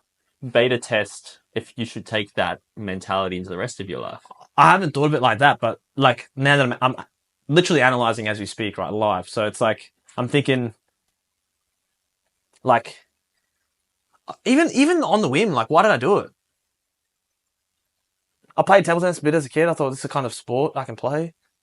There's something about it that I just wanted to be good, and I picked a thing that I wanted to be good at. And now I'm just trying to be good. And is this the thing? For now, yeah. For now, like I'm doing like 4 to 5 lessons a week. I pay for one-on-ones. First week I started paying for one-on-ones. But you've also recognised that to get good at something, you need to do it consistently. Yeah. So are you trying to hack yourself to be able to maybe do this consistently? Yeah, I'm looking at the hours. If I get this many hours in each week, by 3 months, I'll hit 120 hours. Okay. How do I hit 10,000? And how do I hit them next week? Yeah. What's the plan? The plan is to go really hard at that for, I think, the next few months. But you don't want to redline it. I don't want to redline it, but I also want to gain a good level of competency because there's something cool about skills. It's like if we went into town now and there was a piano there. I don't know if you play piano. We haven't even talked about it. But you rock up and you start playing. Not even just to get girls, just tool on your belt. It's just a tool on the belt. Table tennis is another tool on my belt. How quickly can I get to that level of competency where I can just minorly impress people? Yeah, I can just know I'm good at table tennis. Yeah, because it's not just about that. That's a cool thing that comes with it, but it's the self-mastery. Because sometimes things in life get in the way, and there's discipline that's important. But let's just say the next thing comes along. Like soccer's my main sport. I like cricket way more. I'm way worse at it though. But there's something about me that I say this to one of my friends all the time. There's something about me that wants to move to Zimbabwe and just get a cricket coach and play and play and play. And then maybe at 38, I'll break into the national team for Zimbabwe. There's something so eluding of that goal. Yeah. I'm so serious about when I say it too. It's there. Yeah. There's nothing, like if I write, I'm not writing that down saying I'm going to go do that. But if someone said all the paths in front of me, that is a genuine path I can do. Yeah. That's not like It's so fun. I think every guy has these paths every single Yeah, I think I'm not different for thinking like that. Nah. No. I just wonder where the drive is from. Is it like this biological need to get status and impressed and because I need a mate? Is that, I think that's part of it. This kind of, we hate to admit it, but it's kind of, I think part of it is kind of for girls, but then part of it's also for maybe protecting future family. Part of it's so I never, because I understand that a lot more than I understand people. Well, I try to empathize with people who just want a chill life. Just maybe want to smoke. I don't get it. I could never do it. I'd rather go to Zimbabwe, but I'm trying to empathize and it seems like a real pessimistic, giving up on yourself and the world kind of thing. Yeah. I don't get it. And I'll be honest, I don't want to get it. No, that's a good point. I don't want to get it. Okay. You live your life, man. I'm not here to be, as I was younger, I want to be friends with everyone. I'd be nice to everyone. Not even nice in a fake way, just nice because just trying to be a kind kid, man. I was raised under a good house, man. So as I've gotten older, when I say shit that doesn't rub someone the wrong way, I just don't care. Because you back yourself that, no, I know what I'm doing is... I know what I'm doing. I know where the intent's coming from. I'm not a fucking inherently bad person. I'm not out here, I'm not planning to fucking do terrible things. Maybe there's some patches there where I do things you go, this is questionable, that's bad. But the inherent person I am, I'm a good person. And I know that. Yeah. The things I do, the way I go about them, I'm a good person. I'm trying to do the best I can. I think that's another reason why when I look at religion, it's I don't need a book. And this is actually probably one of my earliest thoughts where you think, this kid's brain's on. Why do I need a book to tell me to be a good person? That was I started thinking like that at 11, 12. When you weren't even thinking. Yeah, that's when I was why do I need a book? But I think I thought out aloud. I used to say it to my mum. I was why do I need a book to be to be a good person? I'm at home. It was at home and although I know the language, when they're reading, let's say our version of the Bible, the Gotka, it's I think it's the 11th guru or 10th. I shouldn't have put knowledge in. It makes me sound because I don't know what I'm talking about. But anyway, that's what they read, right? That was our last guru. The last Sikh guru before he died made the Bible, the Gotka, the guru. So now we follow that. So when you go there, we read from that. And it's on a speaker and everyone, it's a very meditative state. And as a kid, I didn't want that or need that. Maybe I did need it, but I didn't want it. So you go upstairs and you have to sit and you kind of sneak out to go upstairs and play cricket with your cousins. Right? When you're at home and you're asking, why do I have to sit upstairs? I don't even understand the language. I do understand the language to talk conversationally, but when they're Sikh, I don't know what they're saying. Yeah. I don't know if it's because it's in a singing or it's because it's rolled together. But anyway, that's where I'd question. It's no, you need to sit upstairs. Grandma wants you to sit upstairs. Blah, blah, blah. Why don't you to be I don't need to read this book to be a good person, Mum. Yeah. It's also though, if you're the parent or the grandparent, you recognize that these kids are beautiful chaos and probably inherently good, but they do need those rules and structures and order placed upon them. But it must be such a strange thing for a parent to look at. We can't let them be completely chaotic. And we also don't want to completely order and box them in and regulate them. And where do we find it? I don't, but I think my mum thought like that. I think she had time. She's a bit stressed. She didn't have time to think. Where am I going to draw this line? And it's a very dynamic It's line. more just I just got to draw a line in. And just stick with it. keep it everything safe. So I don't have enough brain energy to like start Correct. to move that around and negotiate and compromise. Yeah, correct. Yeah. It's very, that's what negotiating and compromise is very difficult in the house, if I look back. But we didn't really challenge it. But it makes sense because she had so little brain energy. Yeah. Compromise requires understanding, requires empathy, requires listening, and then thinking and formulating, and that's a lot of energy. I don't think I compromise well. The way I compromise is I look at it and go, it's not that bad. Go do it. If it's going to make someone else happy. Same things even in the business. My business, there'll be like an initial, I don't want to spend $1,000 on this. Then a week later, nothing happens.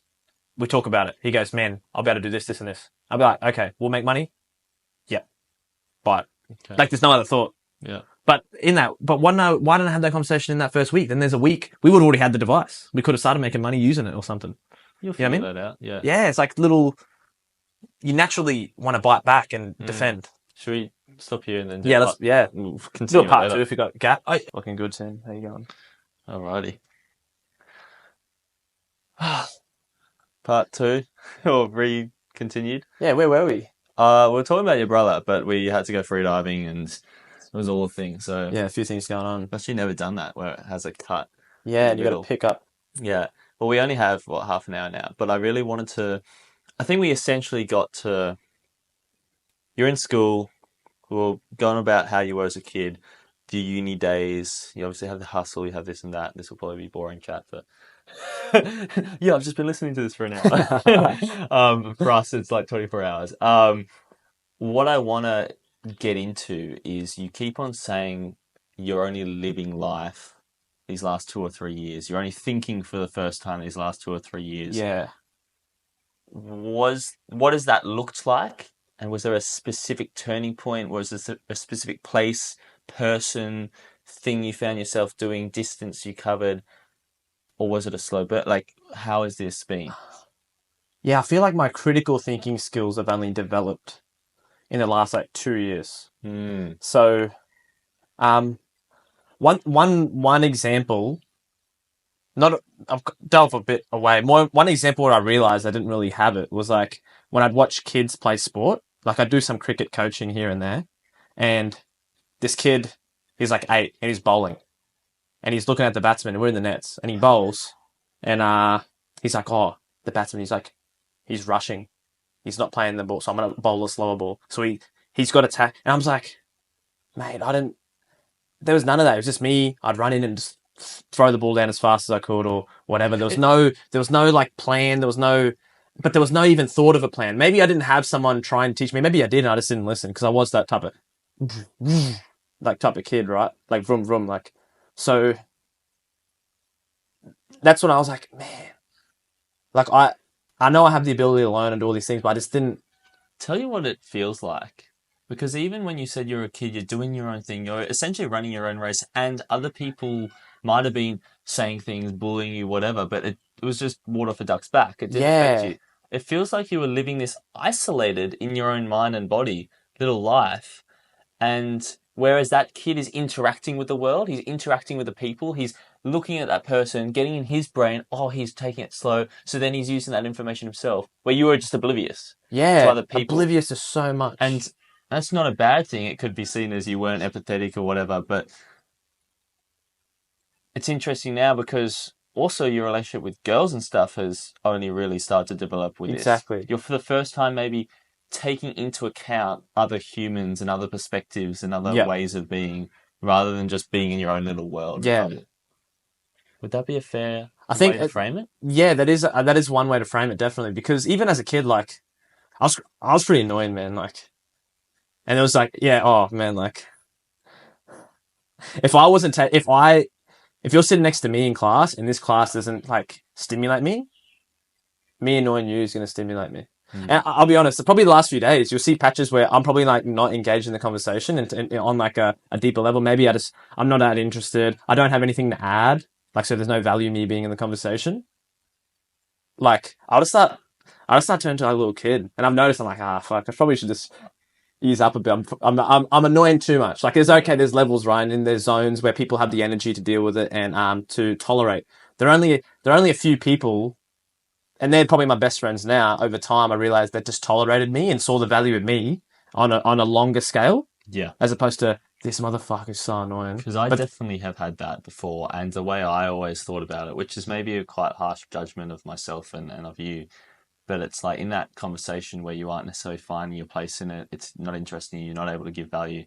It's like almost a selfish arrogance thing of like, well, I need attention though. So look at me. yeah, no, I do that. I do that. And I go, oh man, like I'm like a little kid right now. It's a And then it's a desperate attempt for attention. yeah, and it's usually when I'm out of it after I go, I try. I can reflect. I've always been good at reflection. That's a thing my teacher used to tell me. I'd do something stupid. She'd be like, you're so good at reflect. I think that's young boys in general. Not bad at thinking about it after, but during and before, just no thought, right? Which I think is good and bad. Because like you kind of just, some things you just need to go into head first, right? Like I found that actually sport is the main thing where I found myself thinking now. I think a lot more now than obviously I did back then. I think you said like things like bullying and comments at water off a duck's back. I'm probably more affected by words now than I ever have been. Yeah, because again, your stance of how you value yourself, how you view yourself, how you think is now not just encompassed in you, it's bringing in other people. It's Yeah. bringing in other aspects and Yep. people of the world. So no shit, like if someone says something negative about you now, it's not all that's like if someone fires a bomb at, at you from Mars, it doesn't fucking matter because it's just in Mars. Who cares what's going on in Mars? Even if they were aiming at you and they fire a gun, well, they're all the way in Mars. It doesn't matter.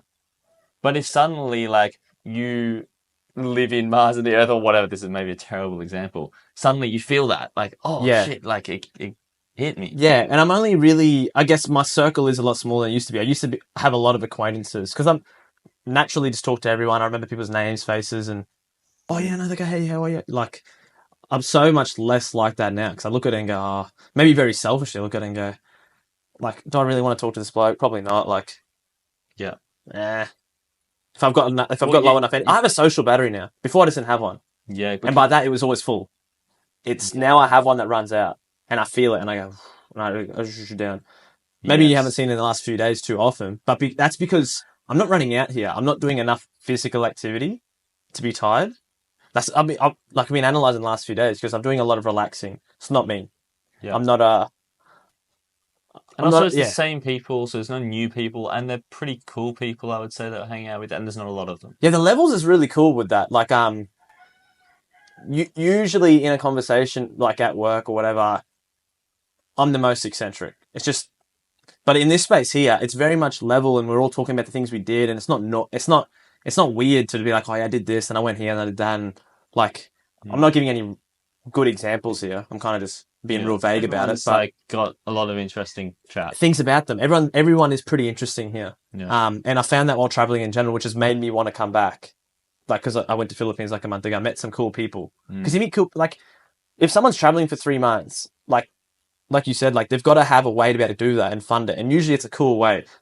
Yeah. They're either some sort of business owner, I don't know, they're doing something illicit. They just like figured out a way to force themselves to work really hard, just grind. Yeah. Like when I go back to the pub, because that's usually been my way of earning money to travel.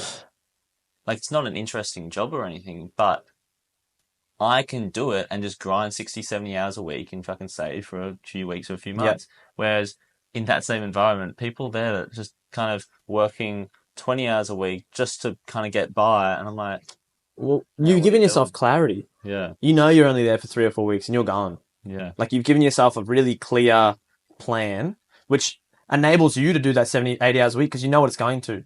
I think some people don't have any plan. They're just trying to get by. They're just trying to live and find little bits of happiness, right? Instead of like a big chunk of it. Like, I guess you can look at it. Yeah. Yeah. Because some people just do the day to day. It's like the journey I've taken with like my injuries in my body and stuff like that. Like I had shin splints in my left side only for a long time, right? And like I would talk to people about injuries and stuff and they're like, yeah, man, like this has been sore. I'm like, how long? Oh man, I reckon 10, 15 years. I'm like, bro, I was sore for like 3 weeks or 2 weeks and I was like, I've got to figure this out. So I start going on YouTube. I start doing exercises. That don't work. I give it 2 weeks. I start eating different things. I give that 2 weeks, 3 weeks because your body takes a while to change. And then I do an exercise and I go, okay, all right, that's a bit better. And then I have a look at like my imbalances and I go, oh, the way I move, or my flexibility here is lacking. Okay, let me try and work on that for 2 weeks. And it gets a little bit better. And I go, okay, I'm constantly troubleshooting myself. But these people just give up, or they rely on a professional. They want to outsource the They want to outsource responsibility of all of figuring it. it out. And one, they don't have the money. And two, a doctor, any professional in the field for me is a tool. Actually the doctor for me. Mm. And I go to the professional and give them my symptoms and get the information from them. And then I apply it to myself. And depending on their level of, I want to say awareness, might not be the right word, but I can then give them more about my experience and then they can kind of work with me. And I found that those professionals, there's more of them in the bigger towns like Brisbane and stuff. Like compared to like Cairns and Innisfail, the blokes just kind of like Just prescribe Google you it. like a piece of paper and he goes, yeah, just go do it. Just gonna make sure whatever. Yeah.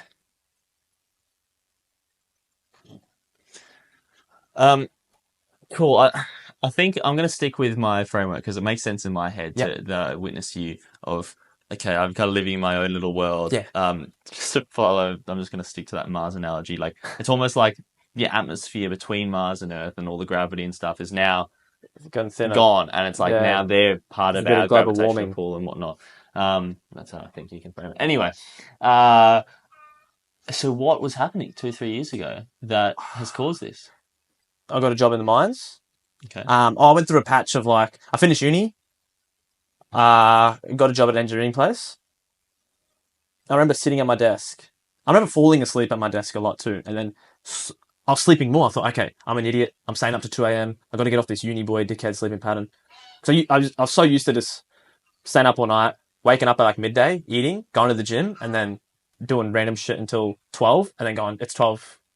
I've got 3 hours. Fuck, I need to do something with my day. And that's when the pressure would kick Midnight. in and I'd do some work. Till 3 a.m. And those, I'm telling you now, those hours are potent because I didn't fail a subject. I didn't, there was, those hours were quality. Like I remember them flying by and looking at the results and going, how do I do this more? But they're not really troubleshooting it enough. Anyway, did that, got my job. And I remember sitting there at my desk, looking out the window. It's like 3 p.m. Kids are leaving school because there's a school across the road. I close my eyes. It's black. And I'm like, fuck, this is what it's like to be dead. And then going, fuck, I can't die doing this shit. I can't die doing this shit. How far into this engineering job was this? I reckon like 2 or 3 months. Okay. It was stressful in the fact that I had no clarity now, look back. Because you get there, you're fighting for hours of work because you need to fill your timesheet up with 80 billable hours or 40 billable hours. And you got to get every half an hour signed off by the PM.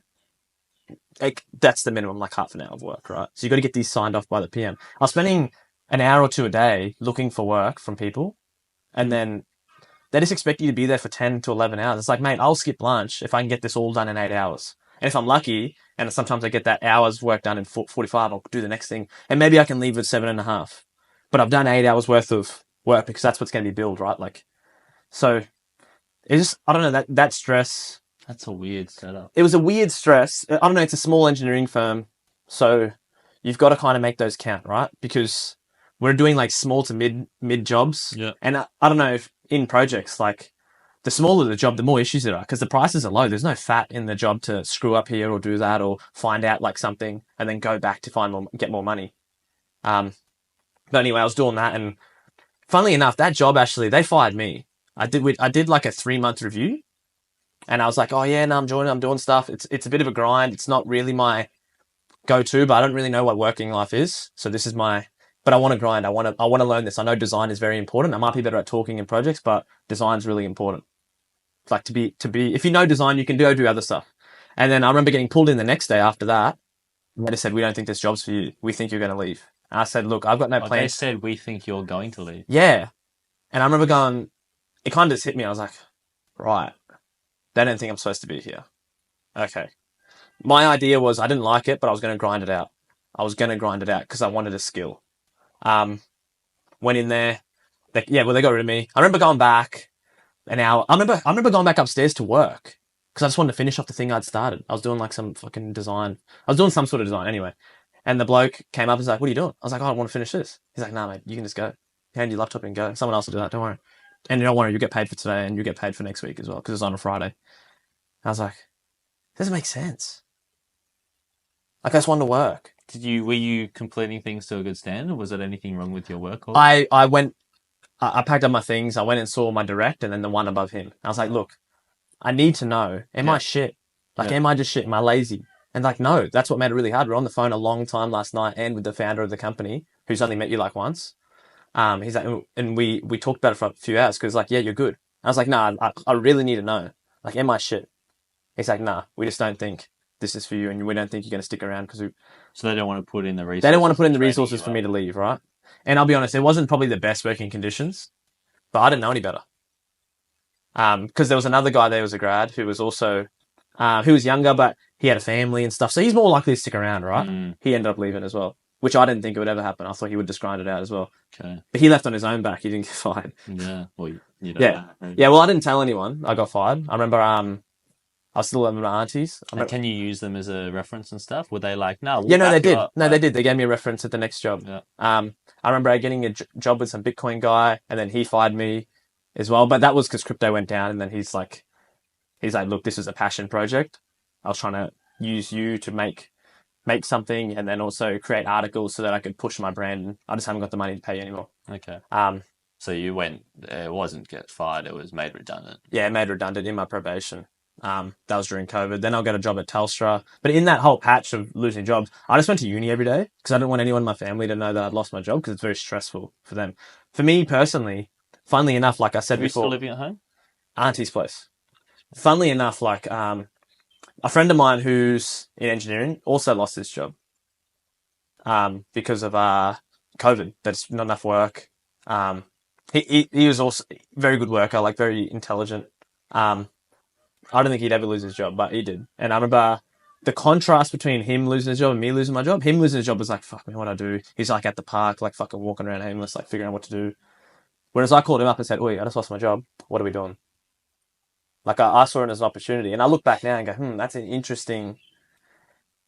It's almost like I wanted them to get rid of me. Because it So I had allows an you to excuse. then. Yeah, because I hadn't had the balls to go do it myself. Similar to probably every job I've I had. think that I've certainly, I've certainly felt that in relationships as well. Interesting. It's like, I want to grind this out. I believe in this. I stick with this. Yeah. But realistically, probably isn't the best.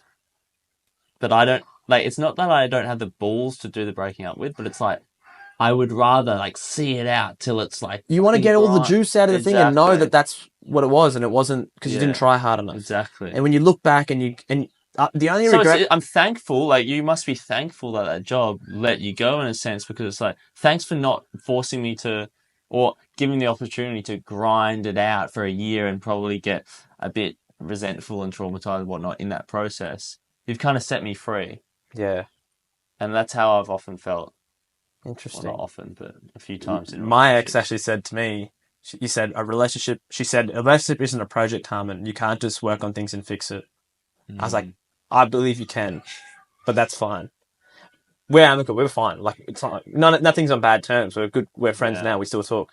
But like, it's interesting that you said that, and that's the way I looked at it because So I think it's very hard to like, what that kind of brain that works really well in business and entrepreneurship and stuff, that like fix a problem, find it out, yeah, have hope, and blah blah blah. At least so far, in my experience, and like do things quickly, like move quick, yeah. hasn't worked in relationships. It's like relationships more like, chill and just feel it out and just fucking Yeah. chill. It's like, Depends who you're dating too, though. for sure. I seem to be into flowy, Yeah. like Well, because 75% it's to the 50% hippie type girls. yeah, Very it's the feminine. polarity, Like, right? Yeah, It's the like polarity's you're the amazing. opposite of me, but this is how I live every other part of my life, and it's not Yeah, going to but with work. you, it's like yeah, it's like when I'm freediving. yeah. Freedom is very When good. I'm with the right woman, it's like I'm freediving. The brain just goes, Yeah. and they do this thing to you, like they just touch it and you feel it, and the energy comes in. I could fucking feel it. That's actually a good point. This year, I was very much only doing that business side and like grinding and struggling and whatnot, and I didn't have freediving in my life, and I feel like if I had, I'd have been a lot more clear in terms of how to operate through a relationship. Because freediving really taught me that. I always call freediving the feminine art of surrender. That's how I frame it. surrender to Surrender the to the environment. depth. Surrender To the depth depth and to the feelings of the carbon dioxide and the whatnot. movement and And it's I call feminine just because it's the softer side of things. It's not this. that's something I'm fighting, and you see Jack is telling me all the time Right. because I just want to. Exactly. But everything else, like business, works. Yeah, At least at the start. At least how far I've got with it. Whereas in freediving, and I would argue in relationships, and maybe later on in business, far more I think the about flow comes later flow on when yeah. you're a founder and all you're doing is making. When all you're doing is thinking, when you're there and the machine, the cogs are turning because you sat there and you cobbled the Exactly. fuck, you made the cogs, you put it here, you put the degrees there, you put the ratios. Cogs aren't just going to manifest because you're in the flow state. Nah, You have to you have to fucking make put some them, hammers yeah, to and you need to go hire a few people who can on the other end what you were doing before do this, and then once you've done that, you can look at the whole thing and zoom out and go, yes. and go, oh, maybe I can add a cog here, I can make this one more efficient. This person's coming to you with this problem. It's interesting like that because like everyone's got their umbrellas of who they're managing. Like the marketing team markets all these people. You need a bit of information from them because you've got operations who only look at that umbrella there. But you've got a bigger umbrella that looks at everything. So they've got information and they're looking at the marketing side. But you want that and you want that from them so that you can, with your big umbrella here, with your big view, go, no. Sorry, I know this is ideal for you in marketing, but I'm going to give you only 80% of that because I need to give 20% to here. And then together it will work better. And I just need you to trust me. And I think that comes from being a good leader, showing that you care, like investing in the person, investing in the people. You can say that in the same in relationships. I think as a this sounds so cringe, but as a masculine guy, like in a relationship, I like to be, and I'm attracted to the other one who likes to, like I like to lead, and I'm attracted to people who like to be led. Interesting. That's just how I want to run it personally. It's far more traditional, but there's something about being led by a woman though in patches. No. There's always a trade-off and a dance and a balance, but like in general, but it's a big case of like, okay, do I trust my leadership skills? Because if I don't, then they can't. You know. Yeah. Like I've had it. I don't know when a woman looks at you and goes, they sense a bit of indecision, but instead of going, oh fuck this dude, they go, let me just take the reins for a minute. He's been taking the reins for a while, and they just. But it relies on something that turns you on. For sure, because that's that connection, that's that trust. Yeah, it's that connection. They see it and they go, oh, let me just... Exactly. But that relies on you having had the reins for a while. Yeah, exactly. Yeah. 100%. It's interesting. So yeah, so this job, this period, how long was this period? And it seems like it really must have formed you in a lot of ways. I think those periods of... Because I think I spoke about it before, like I had a lot of hustles, and first year I had a few, and then I went to uni and kind of everything just paused. I had a good period of learning about myself in the gym and working harder and on that type of stuff with my body because I wanted to be an athlete. I've always wanted to run faster, jump higher. And maybe because the guy who won Sports Day in my head was always the coolest. And I wasn't ever that good, right? So those periods, they're kind of like a pause and all of that. I look back and go, there's so much extra time. I had so much time. It's not like I used the time to study or to drink. I didn't even do that. I went out like a couple times a year. But you were just in that normal mindset of do uni and then do this job. And yeah. Uni gives you such a false sense of I'm on the right track because I'm getting this degree and then I'm going to get this job. Instead of pedal to the metal, use the time because it's a lot of time. Anyone who says, oh, bro, I've got enough time, I'm doing uni full time. Uni is not fucking full time. Uni is nowhere near doing like full time. Like some of my mates did crazy courses like fucking full in law in Harvard or something, or architecture is pretty brutal. Yeah. But even then, a few of them were doing part-time jobs and stuff. Yeah. Unless you're aiming for that top HD and you're really studying, and especially in that first 2 years where you're not min-maxing it, you're just maxing it. You're looking at, I just need to study, and then you figure out... No Pareto principle. Yeah, no Pareto principle, like I can get a HD here, but just understanding these 3 questions, because they're probably 3 questions in an exam. Like, I didn't even do that. That's the thing. So I look at my uni years and go, look, I got the degree. Great. My brain probably wasn't switched on enough to maybe achieve other things or go traveling because you're still off, right? So maybe doing that was the best thing. But I look back and go, like I said, I feel underskilled and undertraveled. That's all right, though. So what has caused this 2 years to change? It was like in the mines. I got a job. I worked at some crypto place, got fired there. Looked for jobs. Got a job at Telstra because Telstra was moving all of their offshore people onshore because of COVID, right? Or a lot of their teams. They wanted to be more onshore. Got that job at Telstra. Worked there for a bit. The first 2 weeks to a month, great, because all new. Because I love that learning zone. I've realized I love that learning zone, and I was also really good at it because I'm techie, man. Like ever since I was a kid, I was building computers. I was pulling apart. Like remember the PSP? Mm-hmm. I remember I had no internet, but I was making mods on it. I wish I was documenting that stuff. Like what I did was I got like hot glue and some screws and stuff, and I took the screen out because I like the idea of the DS and the flip.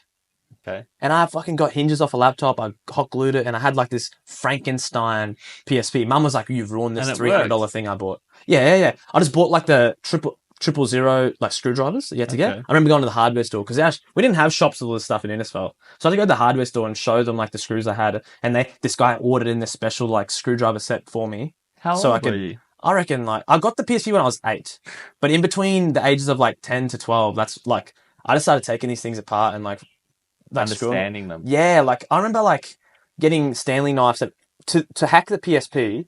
You have to Stanley knife the battery and open it, and you have to cut a pin. The battery. Yeah, on the battery. There's like 3 pins inside. I remember you have to cut one of them, so you have to open up the battery, which takes a while. You find this on YouTube? Yeah. So you could download like manuals and stuff online, but like you have to download them, and it tells you can hack it, and then you can start downloading games. I feel like your like whole existence has been really just digging under the seams of this reality. Like people buy PSPs, and I always Just thought play about it. computers, and you just play it. It's like I know this is just magic. Like when I think about this, I'm like, what the fuck? Like I have no understanding of how this is working, and you didn't let that stop you. You're like, No, I just opened it up and I'm gonna started getting figure to it work. out then. I got to work because someone said you could download free games. I said free games, mate. So you know what you could do is once you hack it, you could buy games from EB Games, put the disc in, copy the game off the disc onto a memory drive, and then return the game. That's what I used to do. So we used to go to Cairns, which was an hour drive. I used to buy 3 games, and I'd buy the game in the morning. I'd copy them all to my 8 gig memory stick, which was like just in the back of the shopping center. just back at the shopping center, and then I'd go back to the shop and say, "Oh, look, I spent too much money. Mum's really angry. I need to return these 3 games." They didn't care about the story, but that made me feel like, I was scamming them. And I'd give them back the games, and they'd just return them. Yeah, but And I get the cash too, not even an EB Games gift card. I get money back then, right? So I get the money back, and I'd have the money in my pocket for 3 new games. and you bought them with a gift card. Imagine Laundry.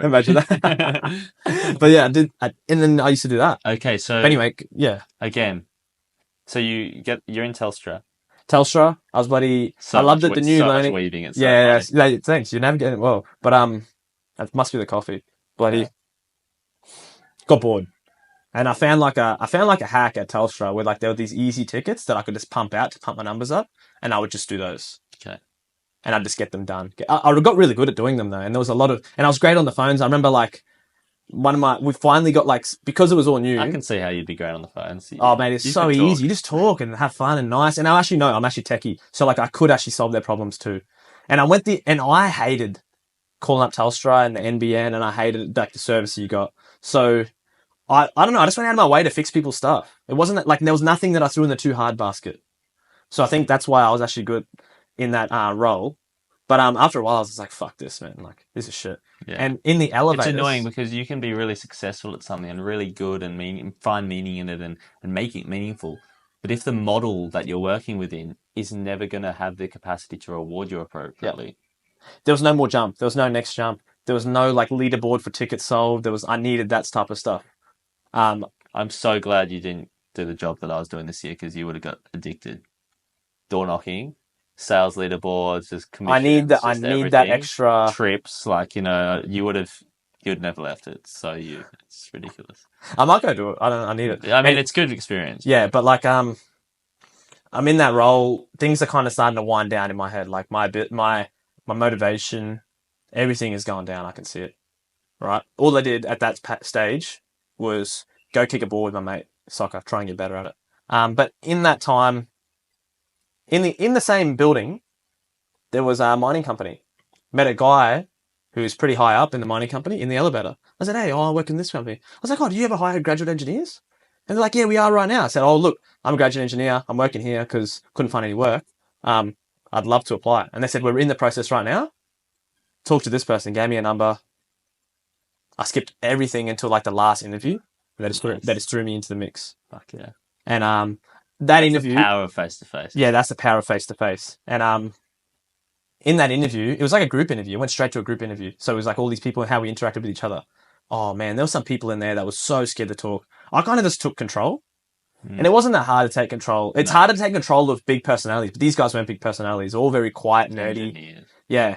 And yeah, engineers. Yeah, they were all engineers. So very few engineers like have what you also have, which is that very few engineers could also work in a call center, because call center is pure like people, yeah. and then engineers pure tech stuff, and you're but They've got a mix of it. I don't know, like even engineering the degree, like I was just good at math and science. I wasn't going to go do a trade because I was too smart to do that, and that's kind of like the way you get pushed in your family as well. And then my cousin had done engineering, so I just kind of chose engineering. There wasn't that much other thought than that. No experience, nothing. okay. So But yeah, got that job in the mines. Started going out to site. Coincided with me hurting my knee, which was good. The mines were out at Bellianda, like west, like a good hour and a half flight from Townsville. Yeah. It was like a triangle between Townsville, Rockhampton, and the mine. Sure. Out in like the Bowen Basin there. Anyway, so I worked there. A lot of time to develop my introverted thinking. Is it FIFO? Yeah. 2 on, 1 off. And your 1 off is in Townsville the whole time? Yeah, and by then I'd actually moved out too, which was really good. I'd moved out just probably about a month after getting that job. I thought, fuck, got money now. I got to get out of this house. How much do you want on a job like that in the mine? Straight away as a grad, I was on like 90. Okay. And then when I moved to 2 and 1, I went to like 110. Okay. Which is good because I'm a good saver. So it was like $5,000 in the bank every month, which isn't that, it's not that, it's good money. But the hours I was working, if you look at $1, it's not that good. But for me, it was just like, yeah, I was out there on my own. No one really my age. All I did was work out. I'd take a soccer ball. I had a soccer ball and a pump, and I'd go out there and train because all I wanted to do was get better at soccer. I think that was like a breeding ground for me to learn how to get good at something that I wasn't that good at. Background on that, I was a goalkeeper using my hands. Around 22, I started letting in some shit goals. Couldn't really deal with the mental side because I didn't have that ability. So I thought, fuck, I'm going to play on the field. Played on the field for like a week or two and realized I am shit. I got to get good or quit. I went around asking people, can you train me? Can we do this? Can we do that? No one really wanted to put the effort in. Met one guy who was training himself to be good. Now a really long-term friend of mine, Caleb. He's trying to be a pro overseas. Me and him, I was dog shit. But because he finally had someone to kick with, we became just great mates from that. And he taught me how to play. He taught me how to kick a ball. Like, I literally just didn't know how to kick a ball properly. Yeah. Because I was always using my hands. I'm such a hand-eye coordination, ball sports type of kid. Yeah. But he taught me how to play. And also, like, again, that it was always the case. Not always, but mainly the case that you just stick, the random kid in goals. Yeah, no, well, I was actually all right at it. Happy to play that position. Yeah, okay, yeah. Fair enough. Yeah, right? No, I think I found an identity in that too. Yeah. Like, I went in there once, I was the only kid who didn't cry, and I went in there and I was good. Like, I just jumped around and I caught the ball and threw it. And like, fuck, this guy's good. Yeah. Even my older cousin that I mentioned before, they're kind of like a role model to me. He came to watch me play, which was big for me as well. And he's like, you're really good at this. And he convinced my mum to buy me gloves that afternoon. Nice. So you're out in the mines. Yeah, out in the mines. And what part of this is, again, you're still not quite thinking yet? Not quite. And you could easily tell in the way I was trying to learn from people and ask questions, and there was just no thought there whatsoever. And I think that really held me back. Like a lot of juice, a lot of energy, and like a good raw material, but just no use. I didn't know how to use the pick, and I was doing this and waiting for someone else to try and do it for me. Okay. Which is, some people find that in their life, right? Somebody who really cares, like, about at work and stuff like that. But like, I don't know, it's almost like I was looking for like a fucking dad to like, oi, when you're like being a bit of a dickhead and your dad just cuts your head off real quick. Yeah. Yeah, not a fuckwit, dickhead. Yeah. When you're being a bit, or when you're approaching the fuckwit level. Yeah. With dad, sometimes it's just approaching the dickhead. Well, that's the dad job, right? I didn't quite have that, so like that's why I probably go over the top with some jokes and things like that. I get people go, "Fuck, this guy's an idiot." I didn't have that guy cutting my head off when I need to have it cut off to make me go, oh, to make me think. Yeah, to check you. Yeah, to check me. I've never been checked, so I only got checked by my mates. And and it doesn't always happen, right? They got to have the effort to want to check you and to want to improve you. Because there's always a social risk of like, well, am I going to check him? He might not like me, like, or he might snap back. Why would I don't care about this guy. Like, I'm not going to hang out with him tomorrow anyway. Exactly. So like, why would I check him? So like a guy like Jack, he checks me a lot. It's good. Yeah. I respect it a lot. I look at him and go, oh, go listen, come on, this guy cares. That's what makes me think when I get checked. This guy cares. Simmer it down a bit. Yeah. Anyway. So what out in the happened out in the mines, mines that on my made own you a start lot, thinking? on my own a lot. Just I developed my um not intrinsic, not extra, what's it? Um, introverted. My introverted thinking started to switch on because you're just there on your own so long. You can only watch so much YouTube. You can only be stimulated by your device for so long. Mm, So many hours just out there, just in my room, in your own head.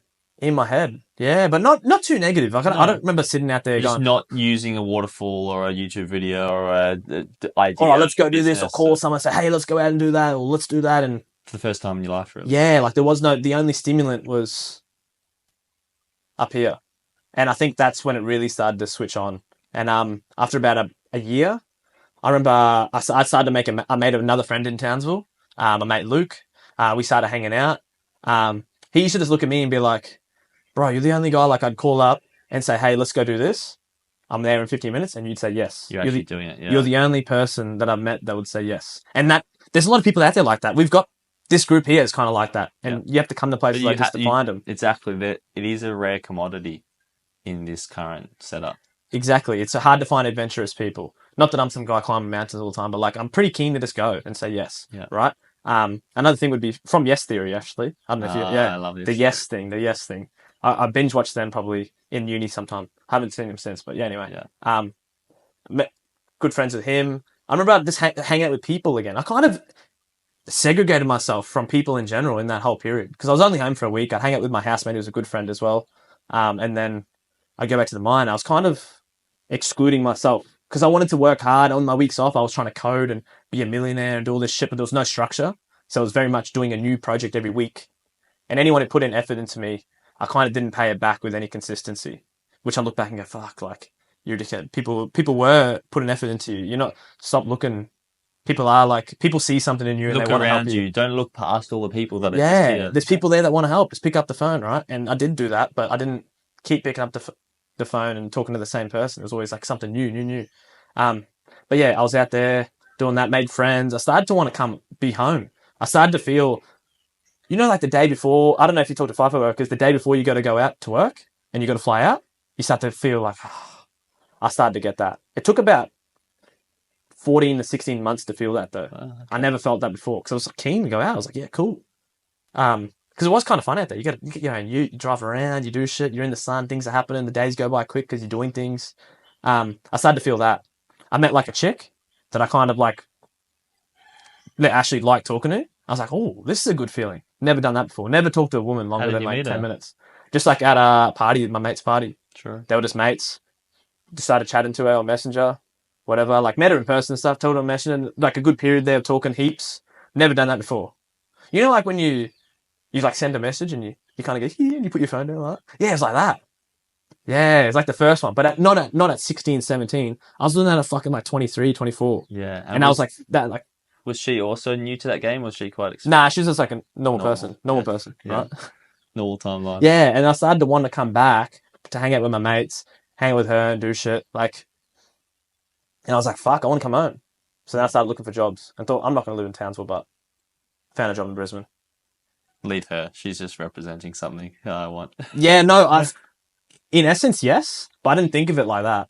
Actually, I think no, she moved to Brisbane as well. Ah. She did. She moved to Brisbane Before you just decided before. to move to Brisbane? Yeah, just before. Yeah, So that definitely influenced yeah, your 100%, decision. 100%. Yeah, no, look back at it now. You're right. Yeah. Yeah. And I didn't even like talk to her that much once I went to Brisbane. There was like a little patch there, and then I kind of just Yeah.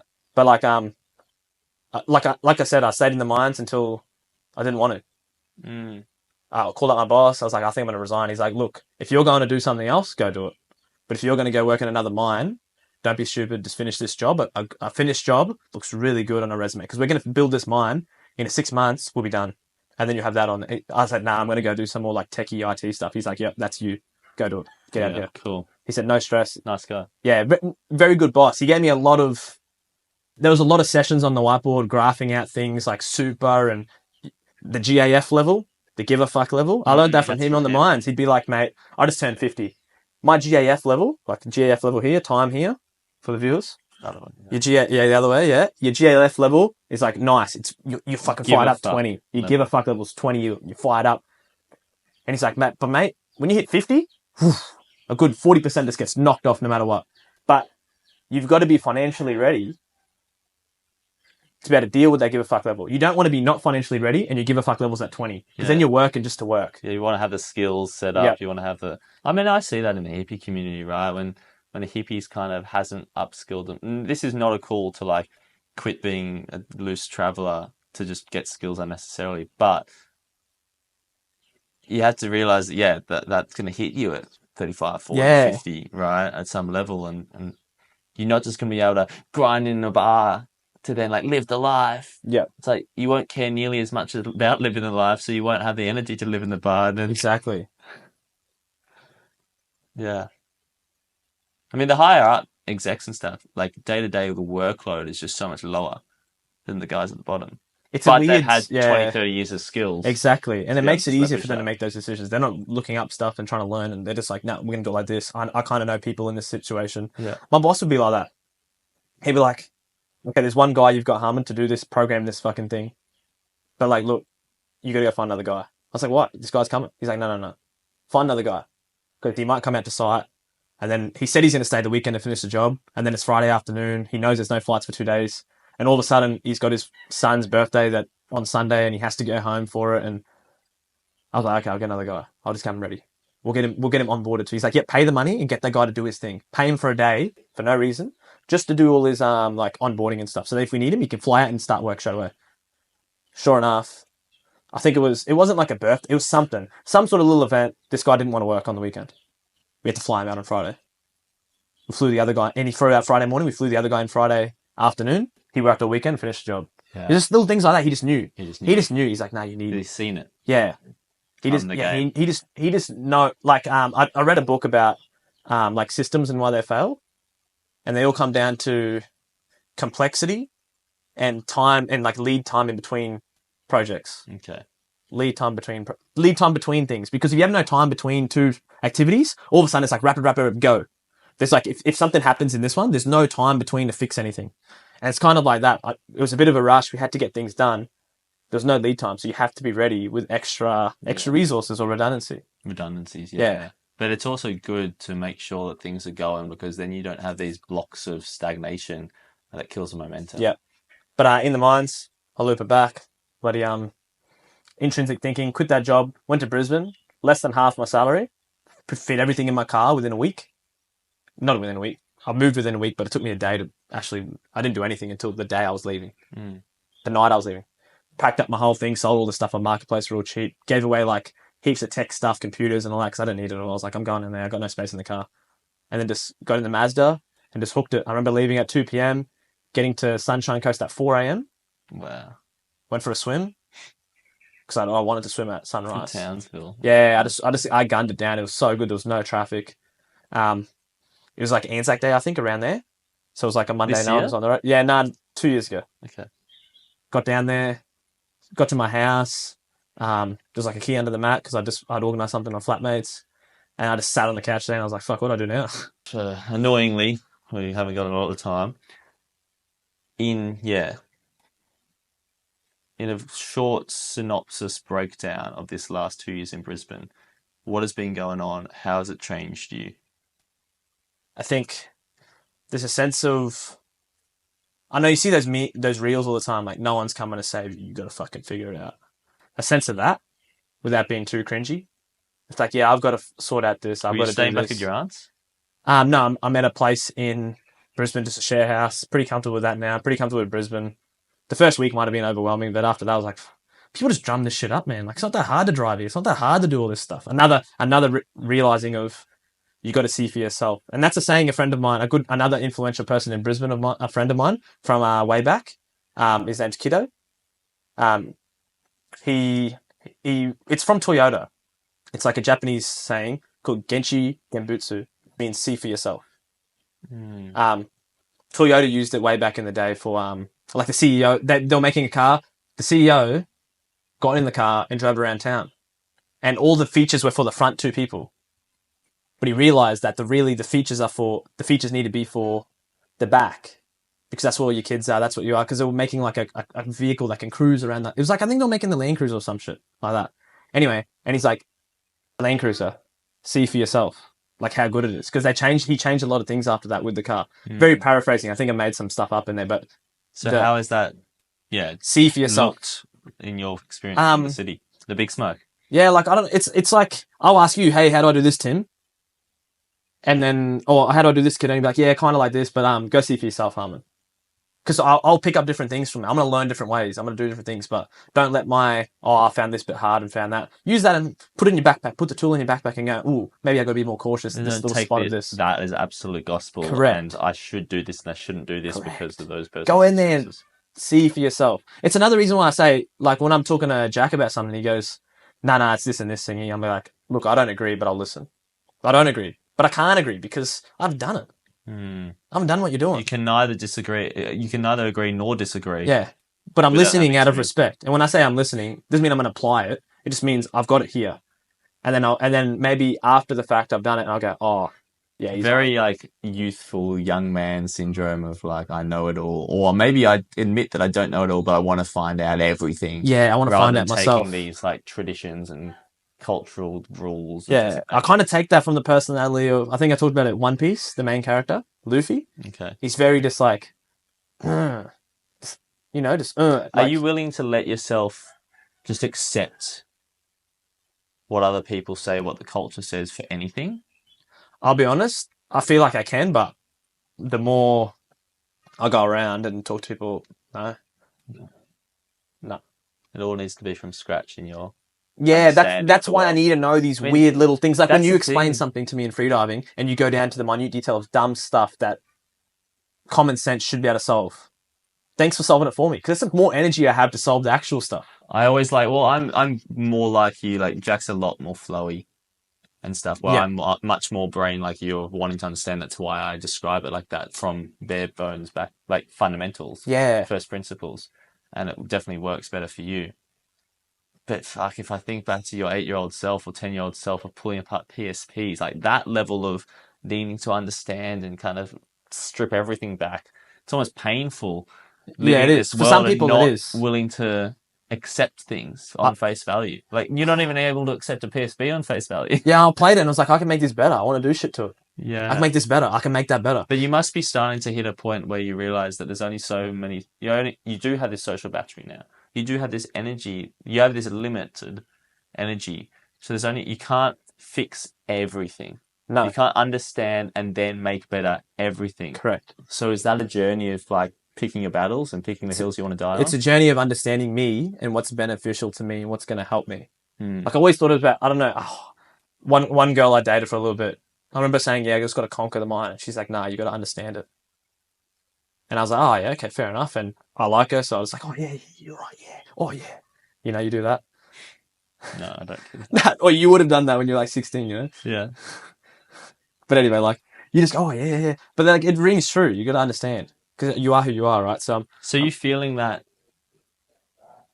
Are you feeling you have more capacity to go with that more flowy, that potentially more feminine aspect of acceptance and surrender to the realities, or are you still just driving? I need to understand and pull apart everything. Depends what it is. With things like freediving, there are numbers involved, and like today, I just wanted to get 75 meters. I got close, and I'm annoyed. I was at balance the two. It's a weird balance of the two where you need to just flow. But at the same time, I was pushing. And it's the weird thing, because it's all new, they're new feelings. So sometimes you hit this new feeling of, I need air, and you don't know how to deal with it. So you either come up and be a bitch and go, fuck, I had more in the tank, I just had to deal with that feeling. Or you had to surrender to the flow and know that you're doing... rock you. Yeah, let it rock you. Yeah. I'm not letting it rock me. Be fucked by the carbon dioxide. I'm not letting it rock me.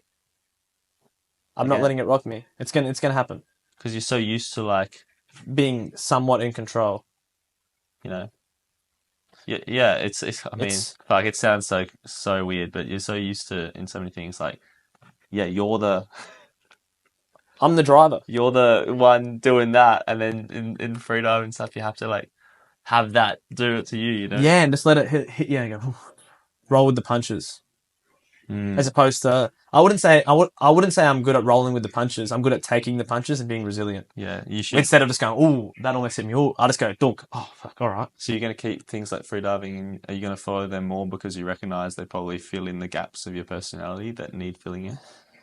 Maybe Sounds like a there's very good. there's a part of a conquer that I want to do on it. I want to accomplish it. But you conquer yourself by allowing yourself to find the benefit of flow state and surrender.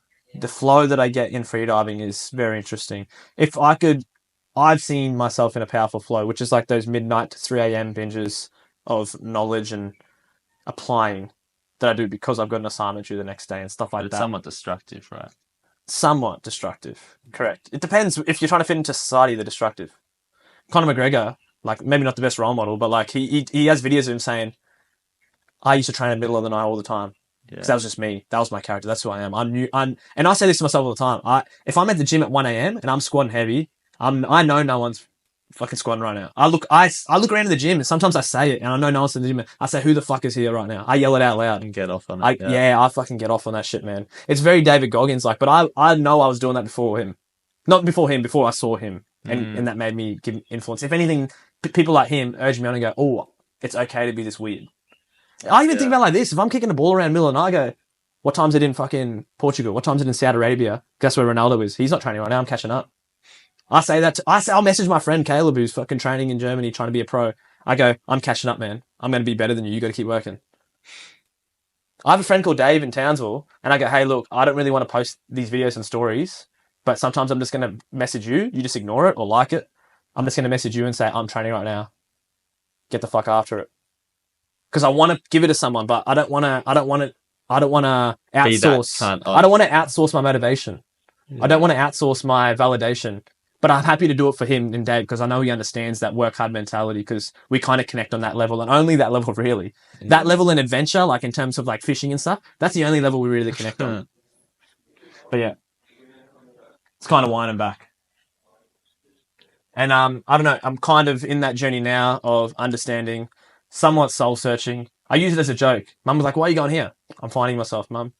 And I laugh and I go, oh, look, in a cringy way, yeah, but it's true though. It is. That's what I'm doing. I'm looking for it because it's part of you want to find something that's a girl, an activity, a place that will be so good that it allows you to justify the fact that you can slow down a bit. Yeah. I'm looking. I'm out here looking because I know. So you're like grinding, looking for something, grinding. That's the way you look, grind. And it's like you find someone or something. It's like, oh, this is if I want that, I'm gonna have to slow down, and I don't want to slow down for anything else. But that's actually worth slowing down for. Yeah. Is that what you're looking for? Yeah, I think in a sense that's what a woman would do for me. But I'm enjoying this little patch of being single as well. No, I'm saying little patch like I'm always in a relationship. I'm not. But I'm enjoying this patch of being single because you can kind of just grind a bit harder. You don't have someone else to think of. And I wasn't good at that all the time when I wanted to get in those work phases. I used to say to my girlfriend, like, oh man, I'm actually pretty keen because we had long distance. I'm actually pretty keen to just like not talk to women at all for the next couple of months. And I think that actually hurt her. I didn't really realize what that meant for her. But it was like, for me, it was like, I like the feeling of knowing you're there. I could call her up and work. We won't talk. She hated it, but I just wanted her there on the phone while I'm there because I know that I've got someone, but she wanted the more connection and the talking. And it was very interesting navigating that actually as well. Fascinating, man. Very fascinating how I just like, I could have a girlfriend and not talk for 6 months, but just because I know she's my girlfriend, I'm fine. I'm great. Whereas for her, it's like, or for a woman in general, I think they just need that more back and forth connection to stimulate them. Whereas I knew having her was fine. Well, you know how to live your life and do the things and gain fulfillment. All you want is someone to witness that, to share in that, and to support that. Yeah. Classic. Yeah, I'm just kind of out there. Going out to war, just knowing your wife somewhere back in the village. Honestly, yeah, that would spur me on. I don't know. I don't know if that's a masculinity thing, but man, it definitely is. Having that photo there, I just look at it and go, yep, close, and I'm fucking gone. Yeah. Then we go kill some people. Or kill some missions, kill some challenges. It's a very classic setup. I feel like we could keep on going for fucking we could. Yeah, there's a lot of things. Yeah. Women, man, and masculinity. I don't know. I'm very subscribed to that, Like I don't feel like we have enough real men in the world. You look around and I don't know. I see the issue of feminists with. I think they're just being around the wrong type of men who aren't in touch with their feminine as well as their masculine. And it's not about mastery. It's just being able to accept the different energies and emotions and how you I think feel. it And would be better for the world if more men did freediving. freedom for me is an interesting one because I'm not that confident in the water. Because but more women Yeah, as well. Like everyone, if more people did freediving, because it's such a obvious place where it balances the masculine and feminine. Anyway, yeah, whenever we're in the same place again, we'll do part two yeah. properly. We'll wrap this up. I think I'm hoping because I love here a couple of little anecdotes here. Hmm. I've been really enjoying listening to you speak, Tim, even around the dinner table, around people. It's really, I'm like, yeah, this guy's got so much value. Thank you. So I think one thing that I wanna work on is to add more value, Yeah.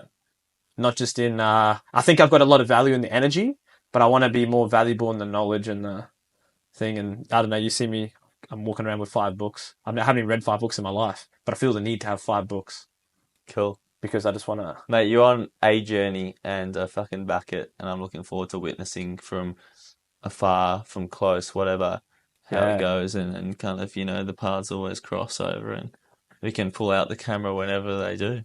yeah.